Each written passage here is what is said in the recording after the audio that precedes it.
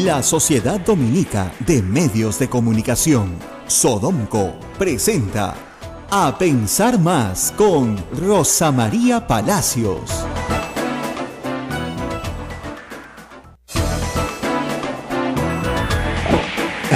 Hola, buenos días, bienvenidos. Esto es A Pensar Más con Rosa María Palacios. Hoy, martes 12 de diciembre del año 2017. Rosa María, buen día. Muy buenos días. Bueno, me estoy riendo antes de empezar el programa de una caricatura de Eduardo con el eslogan ganador de Keiko Fujimori 2021.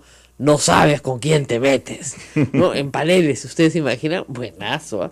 Pero la verdad es que la frase va a quedar para la historia del fujimorismo. Son esas frases que se sueltan en un momento seguramente de confusión y de furia, no se miden bien y después terminan siendo frases complicadas. Pero el que le fue muy bien ayer, estupendo, magnífico, todo le fue funcional, fue a Alan García. Espero que no me apaguen la luz, porque ayer empecé a hablar de Alan García y se fue la luz. Bueno, Alan García ha dicho tantas cosas, ha hablado 8 horas, prácticamente sin preguntas, ¿no? Sí. Brevemente interrumpido en un interminable monólogo, que me exonerarán, ¿no? He tenido que cambiar, hacer otras cosas mientras seguía hablando, pero un interminable monólogo de los aciertos de su gobierno, de lo bien que le iba, de lo simpático que fue todo, y bueno, dijo algunas cosas que sí la prensa ha levantado hoy día, como por ejemplo que el señor Jorge Barata en realidad fue funcional, no era su amigo, no tenía relación con él, ni con Marcelo Odebrecht, pero Barata fue funcional. Dijo, sí, pues ha ido 15 veces a Palacio, ¿por qué lo voy a ocultar? ¿No? Nadie le preguntó, oiga, y de otras empresas también habían supervisores que iban 15 veces a Palacio durante su gobierno. No, nadie le preguntó nada, ¿no? De eso no le preguntaron. Era funcional. Yo no dudo que el señor García en esto tenga toda la razón. Se la doy 100%. Vaya que fue funcional Barata, fue recontra funcional. Primero, pasó de coimear a un expresidente como Alejandro Toledo a coimear a funcionarios de segundo y tercer nivel en un ministerio. Uh-huh. Qué raro, ¿no? En cuentas en un banco de Andorra que pertenece a Odebrecht en la práctica y que no se movieron y que no fueron tocadas nunca por estos también personajes felones, pero que entiendo que fueron muy funcionales porque funcionaron para esos fines, para esconder la plata, ¿no? Nadie le preguntó por los felones. Oiga, los felones eran el viceministro Cuba que trabajó con su esposa Cookie Chisman en una fundación que usted no recuerda.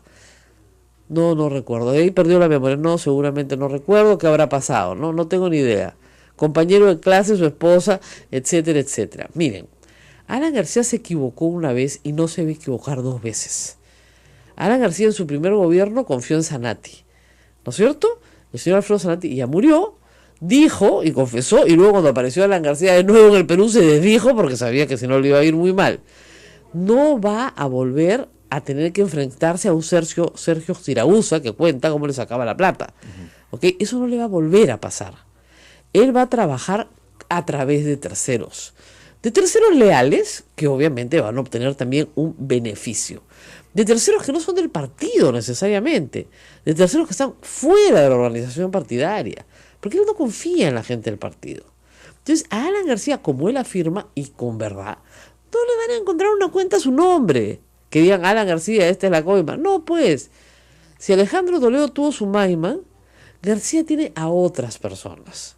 El trabajo de la fiscalía es encontrar esas otras personas que no están en el Perú, que están fuera del Perú.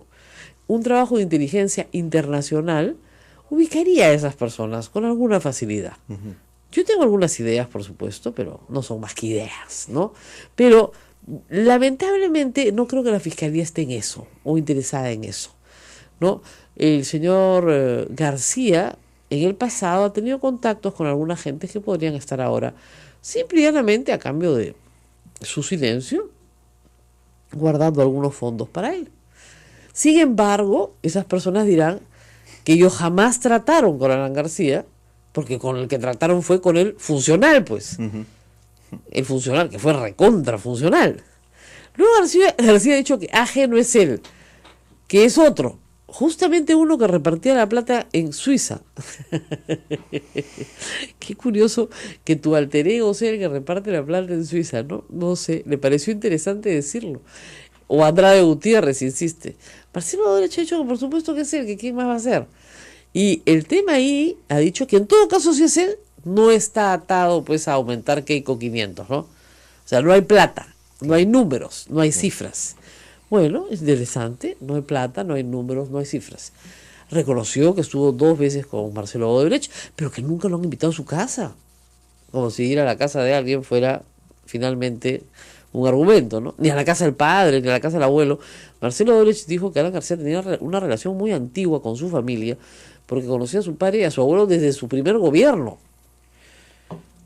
Y conocer no creo que se refiera a los términos bíblicos de conocer, pero por lo menos algún nivel de conocimiento tenía. Curioso, eso sí, sobre Lula habló maravillas. Claro, ustedes dirán, ¿por qué? Porque Lula va muy favorito en las encuestas en Brasil para ser presidente nuevamente de Brasil, a pesar del escándalo de Lavallato. Entonces, no quiere pelearse porque es alguien que va a llegar al poder, supongo. Pero lo de Alan García es increíble. O sea, 8 horas sin decir nada. pero 8 horas con digamos, parlamento de cálculo político total. Ah, sí. Hasta con situaciones externas y todo ello. Mira, primero, Víctor Andrés García Luna no fue. Ya. Nunca va, pues. Nunca va. Cada vez que hay que votar contra García no va. Eso es una costumbre que tiene desde el año 91. ¿Eh? Le pueden preguntar a Pedro Cateriano. Cuando había que votar, la acusación no fue. Entonces, como Manuel Dahmer, igualito, que trabajaba para los apristas para que no acusen a Alan García. Igualito, la misma historia. Que no nos cuenten cuentos ahora. ¿No es cierto? O sea, el burro con el tiempo no mejora a caballo. No fue.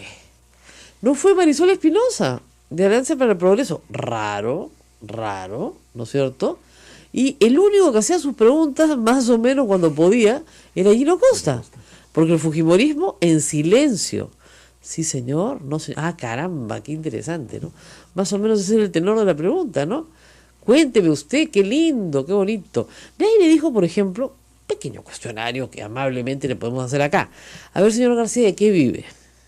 Porque usted vive en Madrid, en un departamento precioso, con una vista preciosa, que vale una millonada. ¿Es propio o es alquilado? Ah, es propio, ya. ¿Y cuánto le costó? Ah, es alquilado, muy bien. ¿Y cuánto paga al mes? Estupendo, muy bien. Sus charlas se le tienen que haber agotado, señor García, porque la verdad que ya la casa que se hizo en San Antonio, que por supuesto no la alquila, porque no necesita la renta, está cerrada, ¿no es cierto? La usa cuando usted viene a Lima, ¿no? Esa casa no es para rentar, es una casa que ocupa, digamos, 2 lotes en San Antonio, porque un lote no le alcanzaba, y se pasaron remodelándola más de un año, y me consta, porque todos los que vivían en ese barrio lo saben, y no me estoy inventando nada, bueno, la casita, que no es poca cosa, bueno, está vacía. ¿Cuánto le cuesta mantener a usted una casa vacía? Buena casa, ¿no es cierto? Muy bien. Y usted no se ha divorciado, la señora Pilar Nores. Usted es, en sociedad conyugal, supongo, dueño del edificio que se levantó sobre el terreno que ocupaba su casa en Chacarilla, que tiene una cantidad importante de departamentos, algunos vendidos, algunos propios. ¿Cuántos tienes propios? ¿Cuál es su patrimonio? ¿Cuánta plata le da el señor Chang mensualmente? ¿Por qué el señor Chang le da mensualmente plata? Si usted ya no es docente de la Universidad San Martín, está en su sabático, pero su sabático viene durando ya casi 2 años.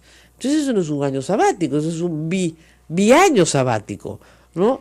¿Por qué el señor Chang lo mantiene? Eso es una buena pregunta, ¿no? Hablando justamente de testaferros. O sea, ¿por qué lo mantiene el señor Chang? ¿Por qué lo mantiene por vida? ¿Por qué se ocupa de sus necesidades económicas? El señor García insiste en que Edmundo Peláez lo exoneró de todo mal. Edmundo Peláez trabajaba para los apristas. Tiene una acusación por coima en este momento. Entonces no es pues la exoneración más potente que hay en tu vida, ¿no es cierto? Claro. Él dice, es cosa decidida, ya me revisaron todo, ¿no? 2 más 2 son 4, 4 y 2 son 8, 8 y 2 son 16, y en realidad son 26, 36, 46, todo es mío. ¿Sabes qué, señor? Esas son las cuentas del gran capitán. Uno de los peritos que lo examinó era aprista. Imagínense pues. Entonces, según él, con sus charlas, las publicaciones de sus libros, y no trabajar, porque definitivamente no ha enseñado hace bastante tiempo, entonces no hay nada que discutir. Él puede justificar el tren de vida que lleva. Él y que han llevado todos sus hijos. Porque el señor tiene 6 hijos. Tiene uno menor de edad, que entiendo que va a un magnífico colegio. Sus hijos han ido a magníficos colegios en Francia, no a cualquier colegio gratuito, no es cierto? Tiene todavía la propiedad de un magnífico departamento en París, que supuestamente está a nombre de sus hijos. Entonces, propiedad en París, propiedad en Madrid, propiedad en Lima, en San Antonio, en Chacarilla, ya, todo esto con sueldo de presidente y sin nunca haber trabajado. Hay que decirle a Alan García algo que yo siempre le digo al público: la gente no es idiota. ¿Ya? Vaya usted a Madrid, venga usted a Madrid, vaya usted a Madrid, venga usted a Madrid, vaya usted a Madrid, venga usted a Madrid. ¿Quién paga todo eso? ¿El partido? No creo, ¿no? Entonces, esas eran las preguntas que había que hacerle. Es simple y llanamente preguntas obvias. Usted no puede justificar su nivel de vida con el sueldo que tiene, ni con sus ingresos, por más que nos haga las cuentas del RAI. Obviamente Alan García no es tonto, entonces se construye una casa y pide una hipoteca, siempre. Porque yo no, le he tenido que hipotecar para poder pagarla. Claro. Obviamente que pide una hipoteca y le va pagando, ¿no? Entonces, pues por supuesto, ¿no? Obviamente, ni que fuera sonso. No es sonso, es muy inteligente. En eso no hay discusión en el Perú. Pero hay ahí una cantidad impresionante, ¿no es cierto?, de datos que no son concluyentes, ¿no es cierto?, sobre su fortuna personal. Y esos datos no han sido ni tocados en la conversación de ayer. Y esa es el hilo de la pita que te permite jalar, ¿no es cierto?, hacia dónde va una persona. Porque si Alan García fue presidente del Perú 5 años, en esos 5 años no solamente trató con Odebrecht, pues trató con otras empresas. Pero Cateriano señala que por testimonios recogidos por la comisión que él integró, la frase de García era: ¿cómo es la mía? ¿Y cómo es la mía? Así abiertamente. Abiertamente. Ya no lo hace, pues, porque no, evidentemente claro, nadie se equivoca pues 2 veces. Pero utiliza a otras personas. Desde el famoso caso de Transportes Don Reina, de los hijos del señor Nava, que es rarísimo. Odebrecht les pone una compañía de transportes prácticamente, porque trabajan para ellos. Y otros casos parecidos que tampoco fueron mencionados ayer. 8 horas explicándonos de las bondades del gasoducto sur peruano, de las bondades del metro de Lima, de las bondades del Patronato Nacional del Teatro, ¿no es cierto?, del Cristo, pero nada de lo que tenía que haber hablado. Pero en medio de esas 8 horas, Rosa María, hay frases o expresiones que de repente tuvo que haber analizado más antes de decir. Y aquí sí, Jaime Serra nos dice, por ejemplo, otra cosa que dijo Alan ayer varias veces en la Comisión Lavajato es que todos los que lo han denunciado han terminado en la cárcel. Entonces, acá Jaime nos dice, ¿lo traicionó su subconsciente diciendo implícitamente que maneja el Poder Judicial? Claro. Todos los que me han traicionado han terminado en la cárcel. Se refiere específicamente a Toledo y a Ollanta, bueno, a Toledo que está en prisión preventiva, a Fujimori probablemente, y a Ollanta Humala y a Nadine Heredia. Ollanta Humala y Nadine Heredia lo culpan directamente de su prisión. Y yo creo que tienen parte de razón, porque no hay explicación para que estén presos, salvo la venganza de Alan García. Pero además hay que decir que el señor Ollanta Humala, en la carta que escribe el domingo en La República, lo menciona directamente al señor García y dice: yo no tengo plata para tener un departamento en Madrid. Como si tiene este señor. Se lo mandó. De frente. Y, o sea, ustedes pensarán, sí, mi primo no se debe vivir a Madrid a buscar una mejor vida. No, pues tu primo no vive como vive Alan García, ¿ya? Alan García vive en un súper, o sea, imagínate que viva con vista al golf, ¿ya? Así, esa es la idea. En San Isidro, un súper departamento con vista al golf. Solamente que no estás en San Isidro, estás en Madrid, que es más caro. Muchísimo más caro. Y en euros. ¿Ya? Ese es Alan García. Entonces, que no me venga a llorar miserias porque, ¿no?, que una modesta vida, ¿no?, de expresidente. Porque no tiene una modesta vida, pues, de expresidente. Vive a todo trapo. Y la verdad es que eso no tiene ni pies ni cabeza. Y me parece increíble que el interrogatorio en una comisión investigadora no hubiera ido por ahí. Obviamente la respuesta iba a ser: perdón, yo ya fui investigado por el señor Edmundo Peláez, ya revisaron mi patrimonio, cosa decidida, sí, antes de que explote Lavallato. Ahora tenemos indicios de que hay gente cerca a usted que recibió dinero y queremos saber de qué vive usted. Y hay cosas muy curiosas. Yo le hubiera preguntado, por ejemplo, es una pregunta que nos hacemos muchos que estamos siguiendo este caso, ¿por qué designó un embajador político en Brasil? No un embajador de carrera, sino un embajador político que era su consultor en comunicaciones y televisión para la campaña. Un amigo personal que no era del partido, porque ni siquiera era un embajador político del partido, Ricardo Ghibellini. Y Ricardo Ghibellini, ¿qué tenía que hacer en un tema de relaciones exteriores con Brasil? Nada. Y lo mandaron a Brasil. Bastante tiempo, ¿eh? El suficiente por lo menos. ¿Qué hacía Ricardo Ghibellini de embajador político del Estado peruano en Brasil durante la gestión de Alan García? ¿Qué mandaba por valija diplomática? ¿Cómo movía los recursos del Perú? En fin, había bastantes cosas que hacer. ¿Dónde vive hoy Ricardo Ghibellini? En Madrid. Por ejemplo, nada de eso se le ha preguntado. ¿Y por qué creen ustedes que nada de eso se le ha preguntado? Porque el fujimorismo no lo va a tocar. No lo va a tocar. ¿Y por qué creen ustedes que no lo van a tocar? Porque hay un pacto de facto. El día que Keiko Fujimori necesite 5 votos, tiene 5 votos. Mulder mudo, por supuesto, ¿no? No iba a estar cantando alabanzas. Y el resto de su partido también. Y los fujimoristas mudos, haciendo estas preguntas sonzonas. El único que pudo preguntar alguna cosa fue Gino Costa. Y el resto fue... sin respaldo alguno. Sin respaldo alguno, pues estaba solo. Claro, porque además nuestro congresista de izquierda es uno más de los fujimoristas. Entonces fue a pasearse. Si no, no hubiera venido, pues. Si no, no hubiera venido. Por supuesto, ya se tomó su avión, ya se fue. No tiene nada que hacer aquí. Rápidamente se va a ir. Entonces, es una comisión realmente que no sirve para nada. Brevemente, ¿qué hay detrás de este consejo que le da al presidente Pedro Pablo Kuczynski para que reciba la comisión Lavallato como él lo ha hecho? El señor García, y eso le faltó preguntarle a la gente, insultó al presidente de la República y le dijo que era el secretario de Alejandro Toledo. Lo amenazó por Twitter, no hace muchas semanas, este año, no hace 400 años. Más bien había que preguntarle que por qué quería decir con esa amenaza. Yo eso le hubiera preguntado a Alan García. ¿Usted ha amenazado al presidente de la República? Yo, sí señor, acá le leo. Muy bien, ¿en qué consiste esta amenaza? ¿Por qué lo ha amenazado? Diga usted, si usted conoce algo del señor Kuczynski que no conocemos nosotros, ¿por qué no lo manifiesta? No, porque no está para dar consejos, ¿ah? O sea, en realidad, le digo con seriedad, no está para dar consejos. O sea, cuando fue lo de Bagua, él no se reunió con la comisión investigadora de Bagua. ¿O no? Y cada vez que lo quisieron llamar durante su mandato a alguna comisión, dijo que no le correspondía ir. Así que no nos venga con cuentos de que ahora sí hay que ir y que le va a dar consejos a Kuczynski. Es más, de la última persona de la cual el presidente Kuczynski debería recibir un consejo es de Alan García.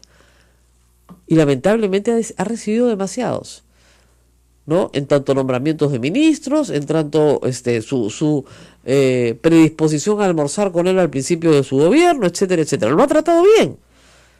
¿Y qué le ha dicho el señor Kuczynski, al señor García Kuczynski? Que es un sinvergüenza, se lo ha dicho en su cara. Ahora, el presidente de la República tiene que explicar muchas cosas. Eso es otra historia. Muchas cosas que están muy mal explicadas. Muy mal explicadas. Acá José Miguel Espinosa nos hace notar algo que es interesante. Si el adelanto de herencia a sus hijos, porque dice que le ha adelantado una herencia a sus hijos, es de $800.000 y la libre disponibilidad de cualquier peruano en el Código Civil es de 1/3, uno puede disponer libremente de 1/3 de sus bienes, entonces el patrimonio mínimo de Alan García es de $2.4 millones. ¿Cómo lo hace? Dice, yo sufro con mi hipoteca y con los colegios de mis hijos. Yo tampoco sé. Señor José Miguel Espinosa, el día que sepamos la verdad completa, sabremos cómo lo hace. Yo no sé cómo lo hace, me encantaría saberlo para hacerlo igual. Sí, siempre y cuando sea ilícito, por supuesto. Si es ilícito, no. Pero no tengo la menor idea de cómo lo hace. Me encantaría. Con 6 hijos, yo tengo 5, no sabe cómo sufro. ¿Ya? Él no sufre nada, se le ve bien, contento, ¿no es cierto? Sí, pues. Por ejemplo, acá me dicen, Rosa Bartra le preguntó a Anel Townsend por su esposo. A Alan García no le preguntaron por ninguna de sus esposas. Ni por su esposa, actual, ni por su pareja actual, ni por nadie. ¿No es cierto? Es una cosa rarísima. José Alejandro Godoy recuerda también que Ricardo Ibelini, embajador en Brasil, era representante de Azteca en el Perú, del grupo Azteca. Y esa empresa fue favorecida con permiso de su banco. Y adivine, ¿para quién hizo conferencias Alan García en México? Me preguntan. Adivine, adivinanza, ¿qué tiene el rey en la panza? No es solamente Odebrecht, olvídense. Acá me dicen 20 minutos de pensar más hablando de Alan García sin cortes imprevistos. Milagro del Cristo del Pacífico. No nos han cortado la luz, compañeros, no nos han cortado la luz y acá seguimos. Vamos a la pausa y volvemos. Sodomco, Sociedad Dominica de Medios de Comunicación. Continuamos, esto es A Pensar Más con Rosa María Palacios en las emisoras de la Sociedad Dominica de Medios de Comunicación, integrada por Radio Santa Rosa en Lima, en AM y FM, Radio Santo Domingo, Chimbote RSD, Radio San Martín Arequipa, Radio Veritas RTV Cusco, Radio Cepagua Ucayali, Radio Quillabamba La Convención y Radio Madre de Dios en Puerto Maldonado, que también se prepara para recibir al Papa Francisco. Rosa María. Bueno, y la caricatura hoy día también de Andrés en el comercio fue una idea que yo tenía todo el tiempo mientras veía a Rosa María Bartra dirigirse a Alan García. Le han sacado la caricatura de Doña Florinda, que es ella, y el profesor Girafranes, pues, que es Alan García, donde dice, ¿no le gustaría pasar a tomar una tacita de café? ¿No será mucha molestia? Ya, ese fue el tono de la presentación de Alan García de ayer. Muy distinto al de Anel Townsend, por supuesto, muy diferente al martirio que le hicieron pasar a Cecilia Blume, en fin, con los que son enemigos, miren, olvídense, cualquier cosa, porque además preguntan lo mismo una y otra vez y una y otra vez. Con los que son amigos, además, ¿cómo les explico? Si a ustedes le dan un micro a Alan García puede hablar 2 días, sí. ¿Ya? Más bien hay que quitárselo, entonces a él le encanta hablar, ese no es el problema. Bueno, muy bien. Como dice, estuvieron ausentes la ironía, los adjetivos y las expresiones sin fundamento que suelen utilizar los fujimoristas. Bueno, sí, pero también estuvieron ausentes las preguntas. Lo importante son las preguntas, es decir, encontrar la verdad. Para eso es una comisión. Para terminar con esta historia, varios congresistas de bancadas distintas al fujimorismo han pedido la renuncia de Rosa María Bartra porque es evidente que no tiene ninguna imparcialidad en este caso. Y es evidente que la comisión no sirve para nada. Probablemente terminen renunciando ellos a la comisión, que me parece que sería lo más lógico. Ya hay una iniciativa, el congresista de Acción Popular, Johnny Lescano ya renunció. No, escúchame, hay dos pues. Hay la comisión de ética. La comisión de ética. Exactamente, Sí. Y la comisión Lavallato. Entonces, en la comisión de ética sí, ya Johnny Lescano renunció, pero esto no sirve para nada. Ayer yo expliqué que los congresistas habían violado su propio código de ética parlamentaria al impedir una diligencia judicial, o por lo menos ejercer intimidación, que es lo que dice el delito, ¿ya? Y bueno, obviamente los congresistas presentaron una moción para que se les investigue en la comisión de ética y los fujimoristas dijeron no. Bueno, no les queda más que renunciar. Y a la comisión Lavallato hay que renunciar de todas maneras porque no sirve para nada. Para nada. O sea, imagínense ustedes pues, no es una comisión ni siquiera proporcional, porque hay de distintos partidos. Pero Marisol Espinosa no va. Víctor Andrés García Belaunde no va. Con Alan García, no con cualquiera. Gino Costa se queda solo. Mauricio Müller, obviamente, es de ellos. Y el señor de izquierda, que nunca me acuerdo cómo se llama, que ha venido acá al programa varias veces, es un fujimorista más y Rosa María Bartra no pregunta nada. ¿Qué comisión es esa? Me invitan a mí para ser interrogadora 10 minutos nomás y les digo que saco más pepas que... ¡Qué barbaridad! Solamente fue una tacita de café, pase usted, después de usted. Entonces, de verdad, en la comisión de ética tienen que irse todos, y en la comisión Lavallato pensar que mejor que se queden los fujimoristas solos, ¿no? Digo yo, porque interés en buscar la verdad, no hay nada, ninguno. Y esa comisión no sirve para nada. Lo único que puede servir es el trabajo de la Fiscalía, si se hace bien, y todavía yo tengo mis dudas de que se esté haciendo bien. Jorge Castro, del Frente Amplio. Jorge Castro, ya es uno más, pues es uno más. Olvídense. Muy bien. Ahora, vamos a cambiar completamente de tema porque se está acabando el año y hay que comenzar a hacer algunos balances en algunas instituciones. Y estamos con Carolina Barrios Valdivia, que es presidenta del CINEACE. Ustedes dirán, esos son los que hacen cine. No. Ya, CINEACE. ¿Eso tiene algo que ver con la SUNEDU? Sí y no. ¿Ok? El CINEACE es el Sistema de Evaluación, Acreditación y Certificación de la Calidad Educativa, y que puede acreditar la calidad educativa de cualquier centro educativo, de cualquiera, pero obviamente tiene una proyección más grande hacia las universidades. Gracias por estar con nosotros. Gracias a ti, Rosa María, por invitarme. Es un gusto estar contigo y también contigo, Ismael. Muy bien. Primero, el licenciamiento se confunde con la acreditación. Entonces hagamos un deslinde. Hay decenas de universidades en el Perú que están luchando hora a hora para pasar por el licenciamiento porque los plazos se están acortando. Hay un grupo de universidades privadas que ya lo lograron, un grupo de universidades públicas menor, pero que va en camino. Si no tienen licenciamiento, no pueden pasar por la acreditación, ¿verdad?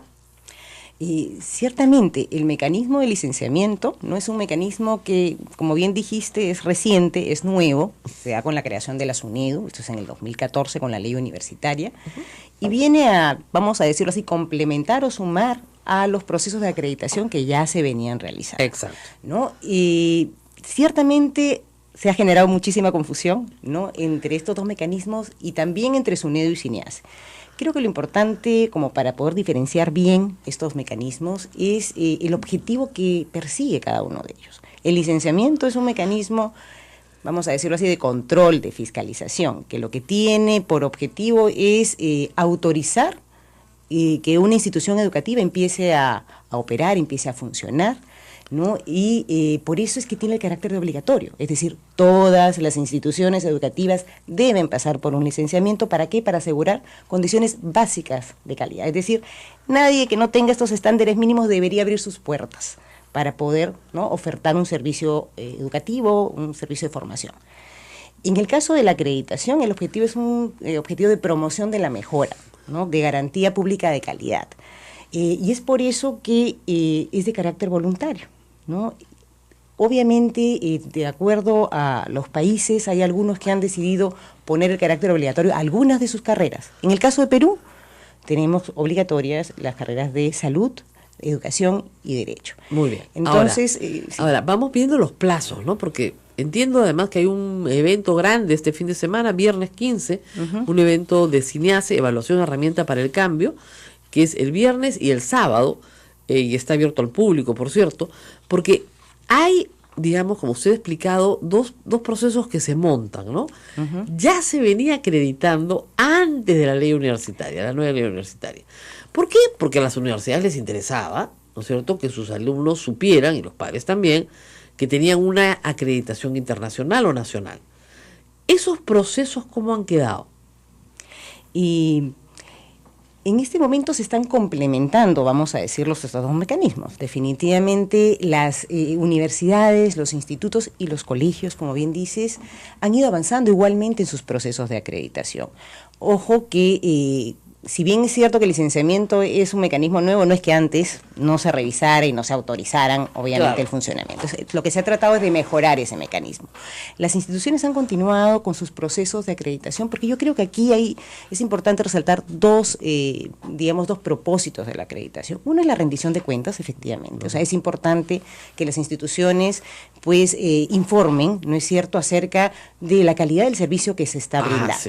Y esta calidad, bueno, hay que mirarla en función a estándares que estén establecidos. O sea, no es autorreferencial, no es que uno evalúe como quiere, sino con referencia a estándares de calidad que se establecen. Y eso los establece CINEACE. Y lo segundo es que la acreditación como proceso te permite ir mejorando.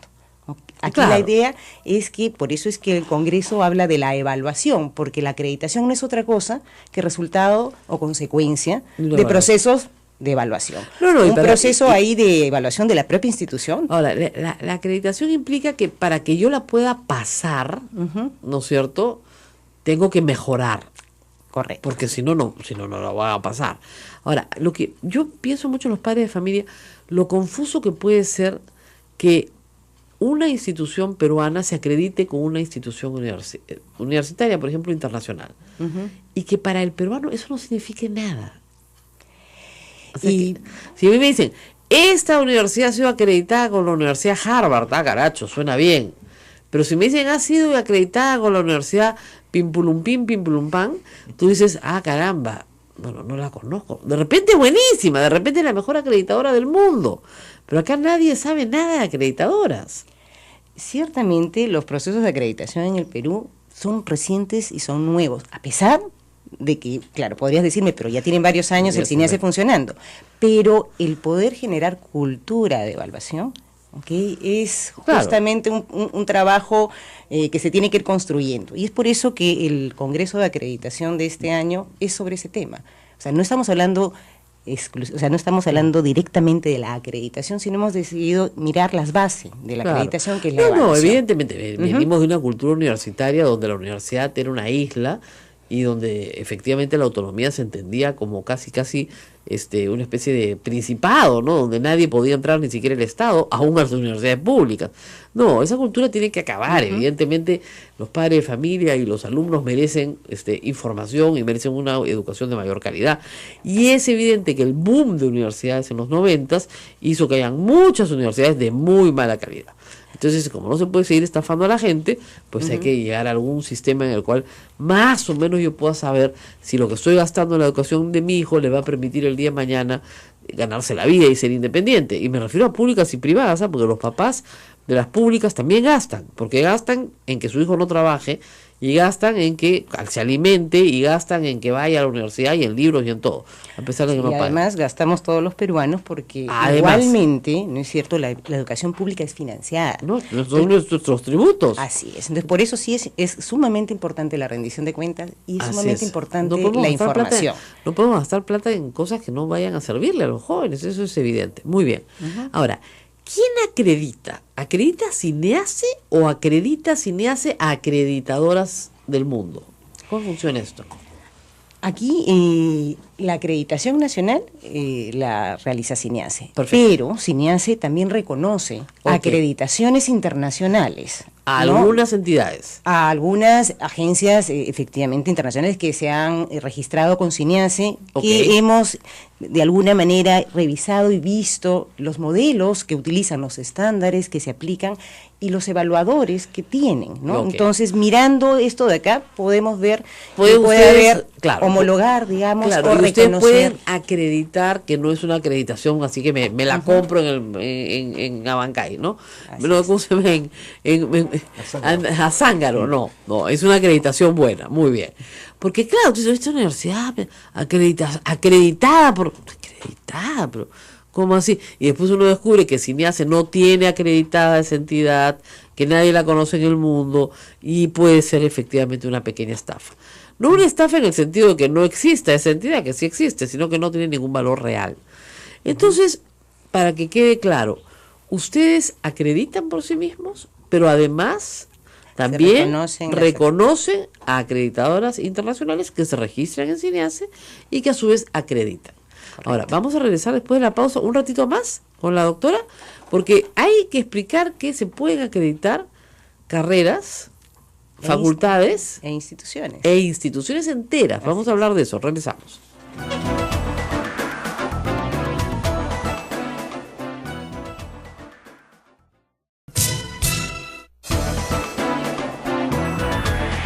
Continuamos, amigos, recuerden que tenemos un canal en YouTube en donde tendrán este y todos los programas de A Pensar Más con Rosa María Palacios. Bueno, muy bien, la acreditación avanza, el licenciamiento avanza también.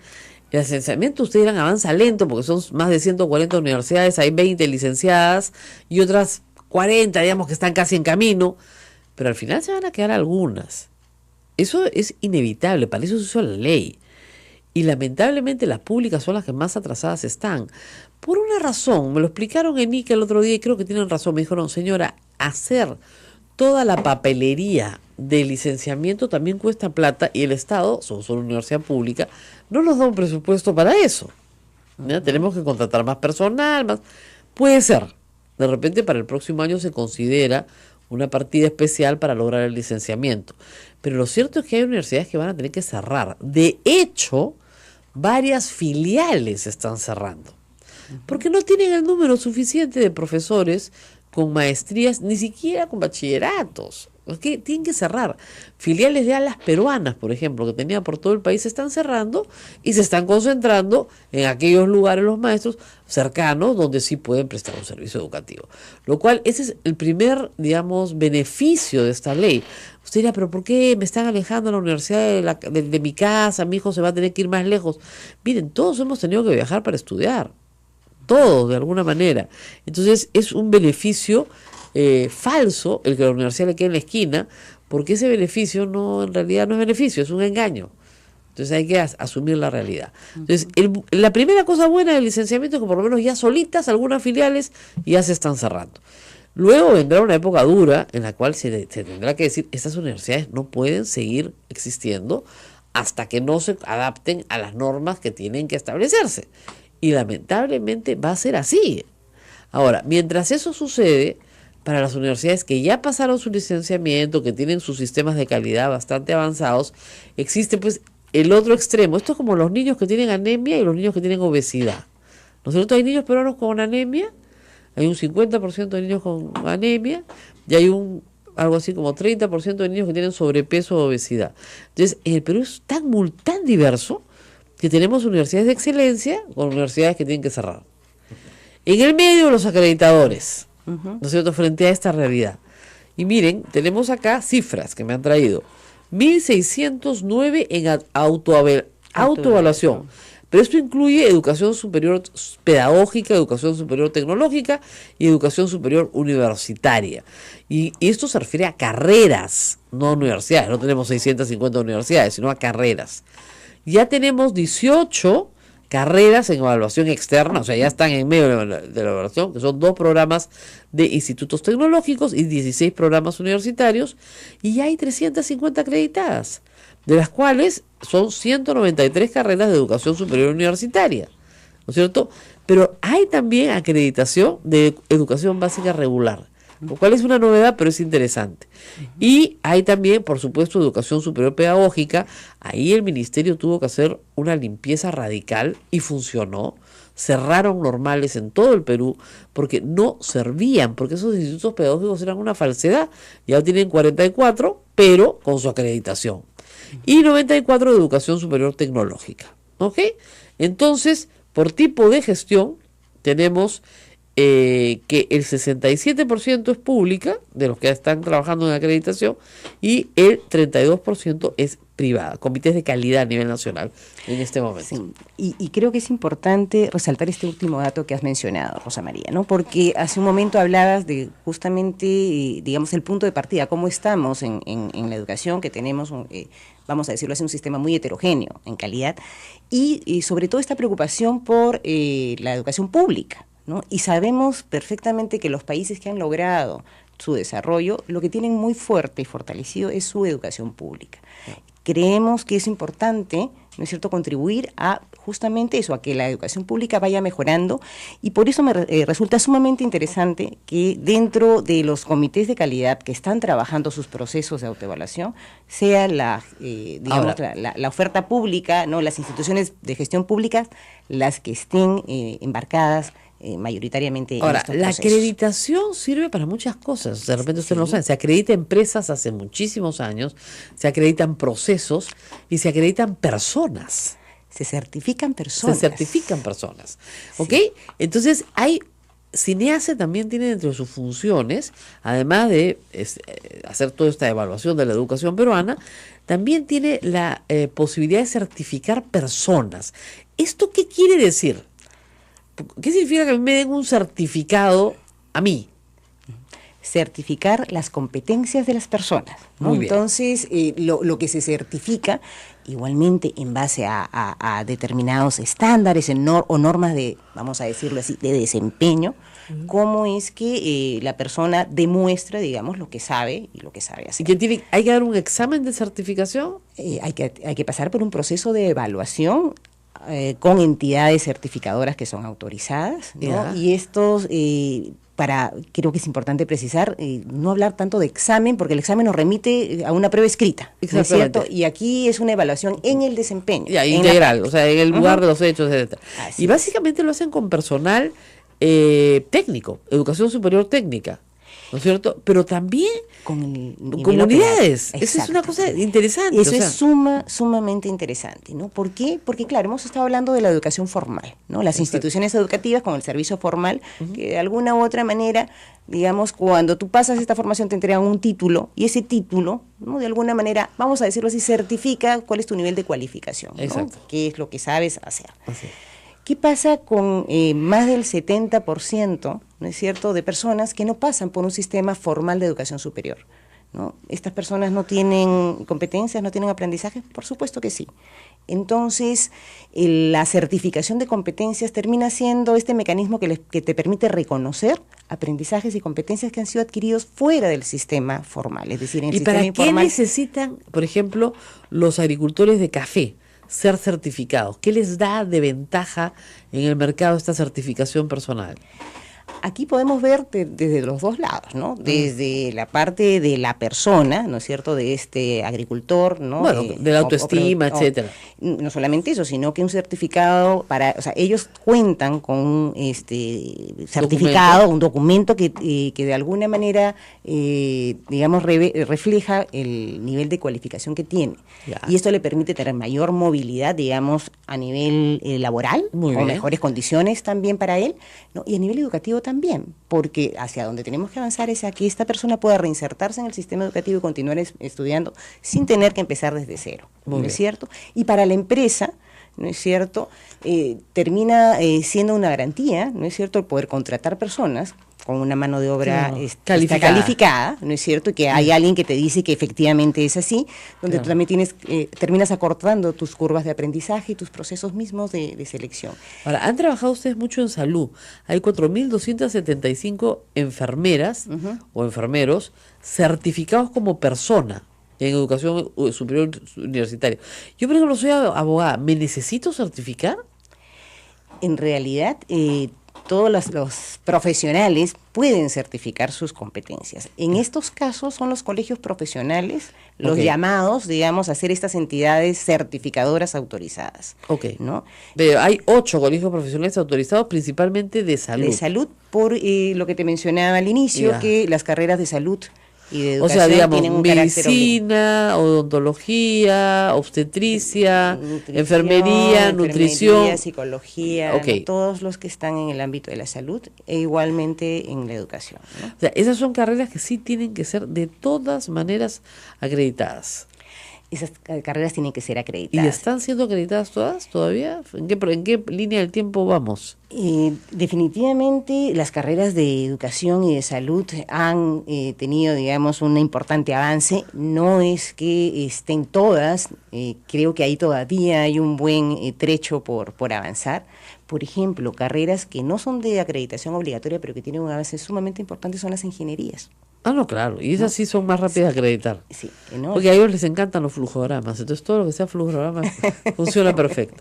Bueno, nos tenemos que ir despidiendo porque tenemos otro tema más. Hay una aplicación que ustedes han publicado en Cineace, la tenemos precisamente en Un la app. cuenta de Facebook. Es una app en donde se puede verificar el buscador de instituciones y carreras acreditadas. Correcto. Ajá. Eso es una buena idea. Sí, claro que Así sí. es. Pueden Justo lo entrar estoy viendo también acá. a la página web, ¿no? www.cineace.gov.pe y efectivamente pueden hacer consultas de instituciones en cualquiera de las regiones, ¿no? O sea, a nivel nacional, preguntar específicamente por alguna o conocer cuáles son las Eso que es están muy en proceso importante, de a los autoevaluación, ¿no? A los papás, alumnos, busquen si su universidad está licenciada en SUNEDU y en qué etapa va.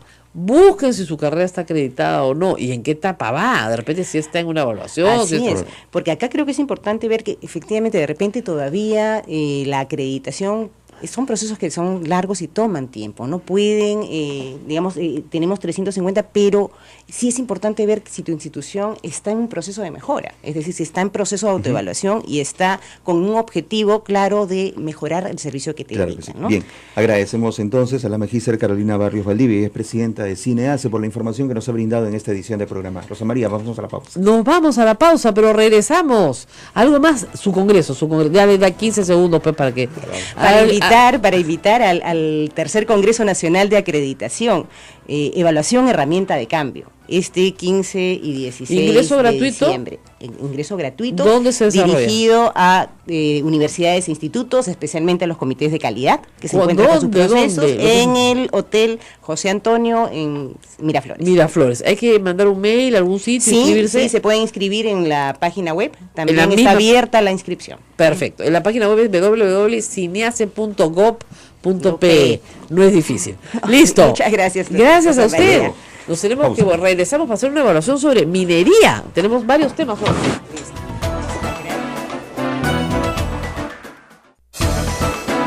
Estamos en AM, FM y en línea en Internet para el Perú y el mundo en las emisoras de la Sociedad Dominica de Medios de Comunicación en vivo, Rosa María, sin cortes. Aquí estamos. Bueno, muy bien, tenemos un invitado muy especial con una historia personal muy rica. Estoy con el ingeniero Rómulo Mucho. A usted le sonará mucho el nombre, pero el ingeniero ha sido congresista de la República, del Grupo de Toledo, con Perú Posible. ¿Qué cosa? Bueno, hay pasa? mucha gente buena que ha estado. Así es, bueno. así es, así pasa en la vida.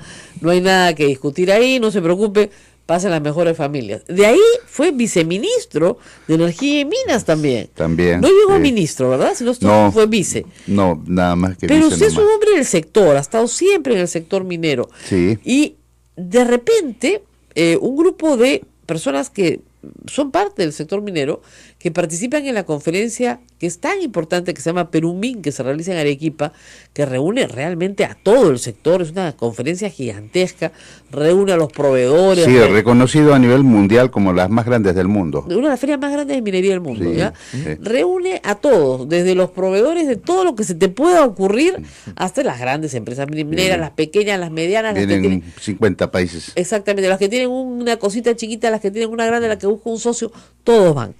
Y es una gran feria, ¿no es cierto? Y Bueno, también académica. y también hay, porque, claro, hay sí. toda una serie de hay un programa, ¿no? Sí. Efectivamente.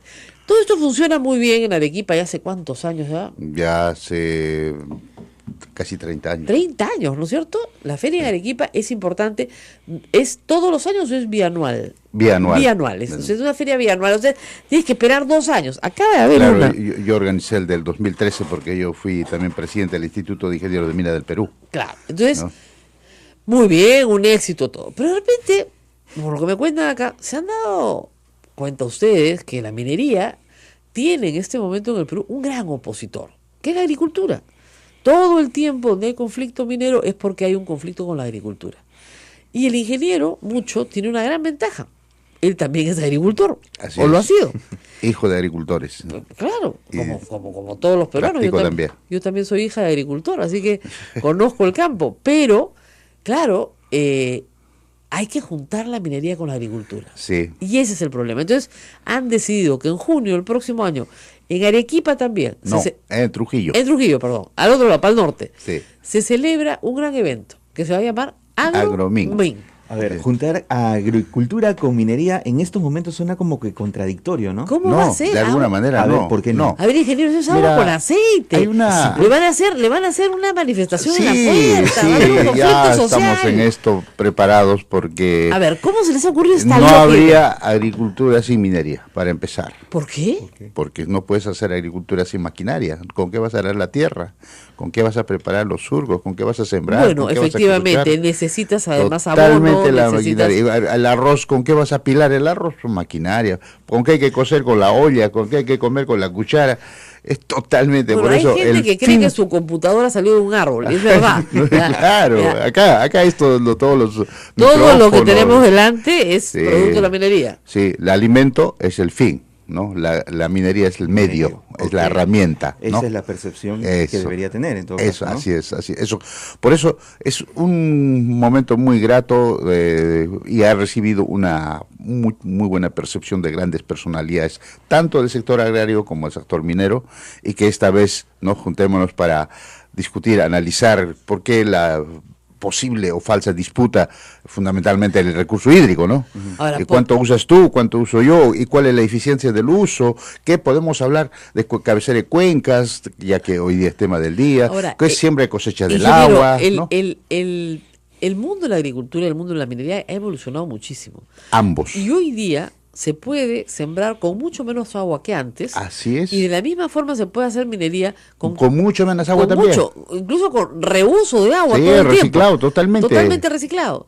Entonces uno diría, pero ya no podría haber pelea sobre el agua. Sin embargo, la hay. ¿Qué es lo que pretenden hacer acá?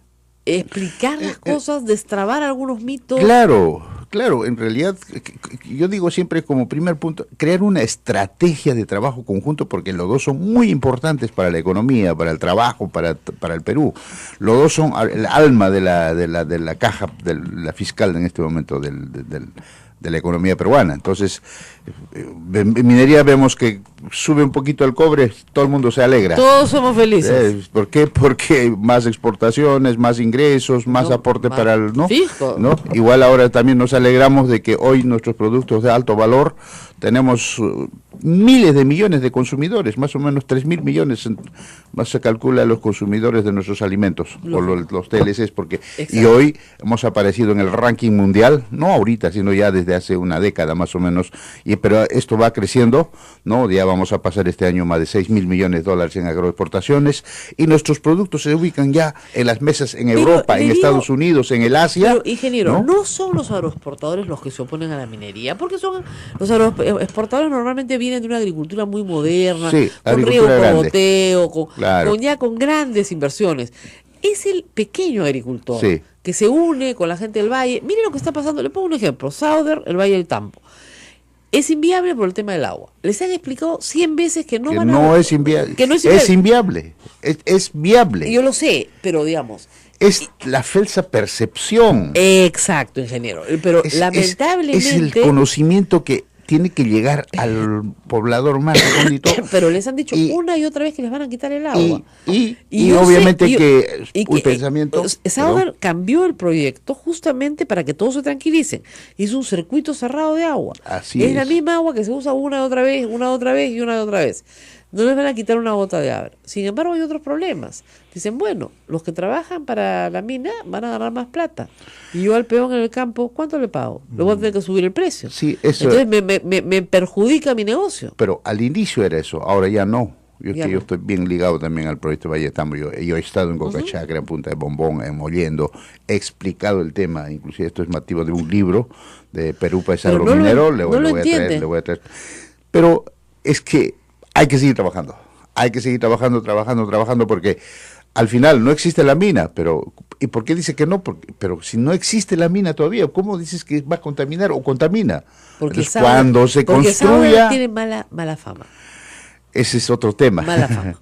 Usted sabe Ahora que que la se minería construya, tiene mala fama. que se construya la mina, ahí se verá. Y si Pero, hay alguna ingeniero, afectación, Ingeniero, le digo una cosa, entre usted y yo, no hay nada más feo que un relave, pues. no, ahí Yo sé, pero no hay nada más feo en la No. memoria, en la imagen Eso, del eso, público, eso, ¿no? eso. Entonces uno piensa en un Tía María no hay Ah, relaves. Yo sé que no hay, pero Eso sabe- es lixiviación. Pero usted se acuerda lo que pasó Claro, en Hilo. claro, ¿ya? claro. Usted se acuerda lo que pasó en Hilo. Ya lo limpiaron, ya es bonito, todo. Pero usted se acuerda. Claro, entonces, hay un pasivo. Hay un pasado en la memoria, Sí, unas claro. No, imágenes. totalmente de acuerdo. ¿va? Unas Estoy imágenes. totalmente de acuerdo. Entonces usted le habla a la gente Eso de la minería. data hace 40 años. O 100. Uno Bien. piensa en la minería y piensa en la oroya. Sí, pues, Entonces, la Oroya. uy, qué feo, yo no quiero la oroya en la esquina de mi casa.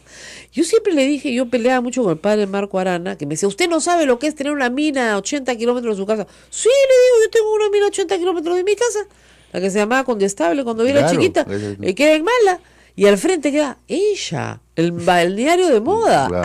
al frente de la mina, al frente. Así es, Lo que así pasa es que es. tienen todo el relave bien contenido. Si usted va manejando hacia la altura de Bujama y mira hacia los cerros, hacia los Andes, Claro. verá perfectamente el Sí, relave. no. ¿Le molesta algún limeño? A nadie le molesta. Nada del Valle de Mala, Y- todo y tranquilo. ¿Le molesta la fruta del Valle de Mala? No, los tamales buenísimos, el chicharrón de primera. Nunca Sí, hemos tenido un sí. problema. Eso es la convivencia. Pero lamentablemente, en otras zonas, ingeniero, no es así. Y en zonas altoandinas, peor. ¿Por Sí, qué? pero Porque hay eso mucha era pobreza. antes. Era antes. ¿Usted cree?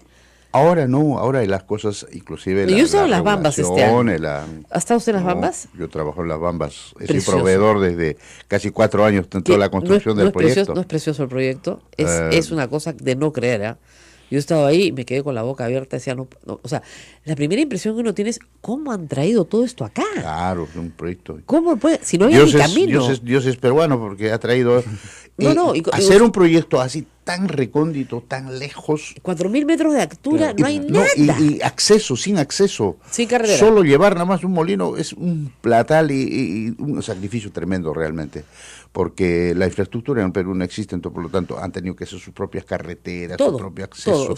Por eso es que el proyecto escaló pues a 10.000 millones. O sea, uno se explica, pero si no es la mina más grande del mundo como para valer 10.000 millones, no, sino que eso tiene costos colaterales. Por ejemplo, solo el traslado nomás de Nueva Fuerabamba, claro. Eso es más o menos casi 1.000 millones de dólares. En hacer un pueblo nuevo con 450 casas, con hospital y con todo. Claro, ahora, ¿qué pasa? Ahora, los vecinos del frente dicen, ¿y por qué no a mí? Y el pueblito que había, que tenía 10 chocitas, que era Choclococha, creo que se llama el de abajo. Chalhuahuacho, perdón. Chalhuahuacho tenía 10 casitas, pero así de paja el techo.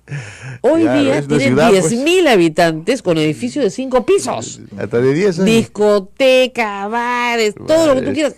En medio de la hoteles, en medio de la talleres, todo, o sea, es todo hoteles. Es todo un fenómeno. Es todo un fenómeno. Entonces, claro, Apurímac ha cambiado. Claro. Apurímac, las Bambas puede ser la salvación de Apurímac. Y siempre he dicho yo que para Apurímac habrá un antes y después de las Bambas. Ahora, pero se está hablando de un tipo de minería que es legal, que es formal, que cumple requisitos. El problema aquí es que no está regulado. Eso. Ahora esa es otra asignatura pendiente. Pero es grande el problema. Sí, viene el Papa para hablar de eso. No creas que si hay algún avance significativo, lo digo. Yo he sido el jefe del plan de transferencia del actual gobierno, me dijeron, me invitaron para manejar esto y de primera mano sé, también recomendamos de que el Estado se acerque, no que atraiga, porque cuando le dices, oye, vente para formalizar, yo te formalizo y después te piden un montón de requisitos, dice, no voy. Pero mire, si yo soy Estado, pues yo me acerco a ellos, hoy te digo, te empadrono. Ingeniero, el problema central con la minería ilegal es que se asienta en terreno de propiedad ajena. Claro, y el Estado obviamente pide título de propiedad, o por lo menos una carta de compromiso con el propietario. Entonces, la minería ilegal sí debe desaparecer, porque es ilegal, o sea, entra donde no debe entrar. Exactamente, entra propiedad ajena. Así es. Pero esa gente no se quiere mover. Sí, y como es la Amazonía, en la Amazonía te escondes, metes la draga en cualquier sitio, lo vuelves a esconder, la vuelves a sacar. Y usted no tengo que contar. Por eso yo creo que la política de Estado tiene que ser clarísima, ¿no? O sea, en eso creo que hay que seguir trabajando, porque el anterior gobierno sí lo fregó totalmente, porque eso de las interdicciones, eso no funcionó, pues, ¿no? Ahora ya la cosa se ha flexibilizado, ya el gobierno creo que ha tomado, ¿cómo se llama? Ya las cartas en el asunto, y hay que invertir, Bueno, entonces, ¿quién va a Agromín en Trujillo? A ver, todos los agricultores que puedan. Todos los agricultores, agroexportadores y los mejores ejemplos de responsabilidad social de las grandes empresas que están haciendo, y también cómo la academia ahí va a estar presente con investigaciones, con casos prácticos, hechos de las mejores prácticas, aportes, y como la medición de estos impactos también, y también la minería del futuro, que va a ser un tema de conversar. No, y eso es interesante. Hacer una minería limpia. A mí me hicieron un gran favor el gobierno de Australia, y se los agradezco muchísimo este año, de las cosas más buenas que me han pasado.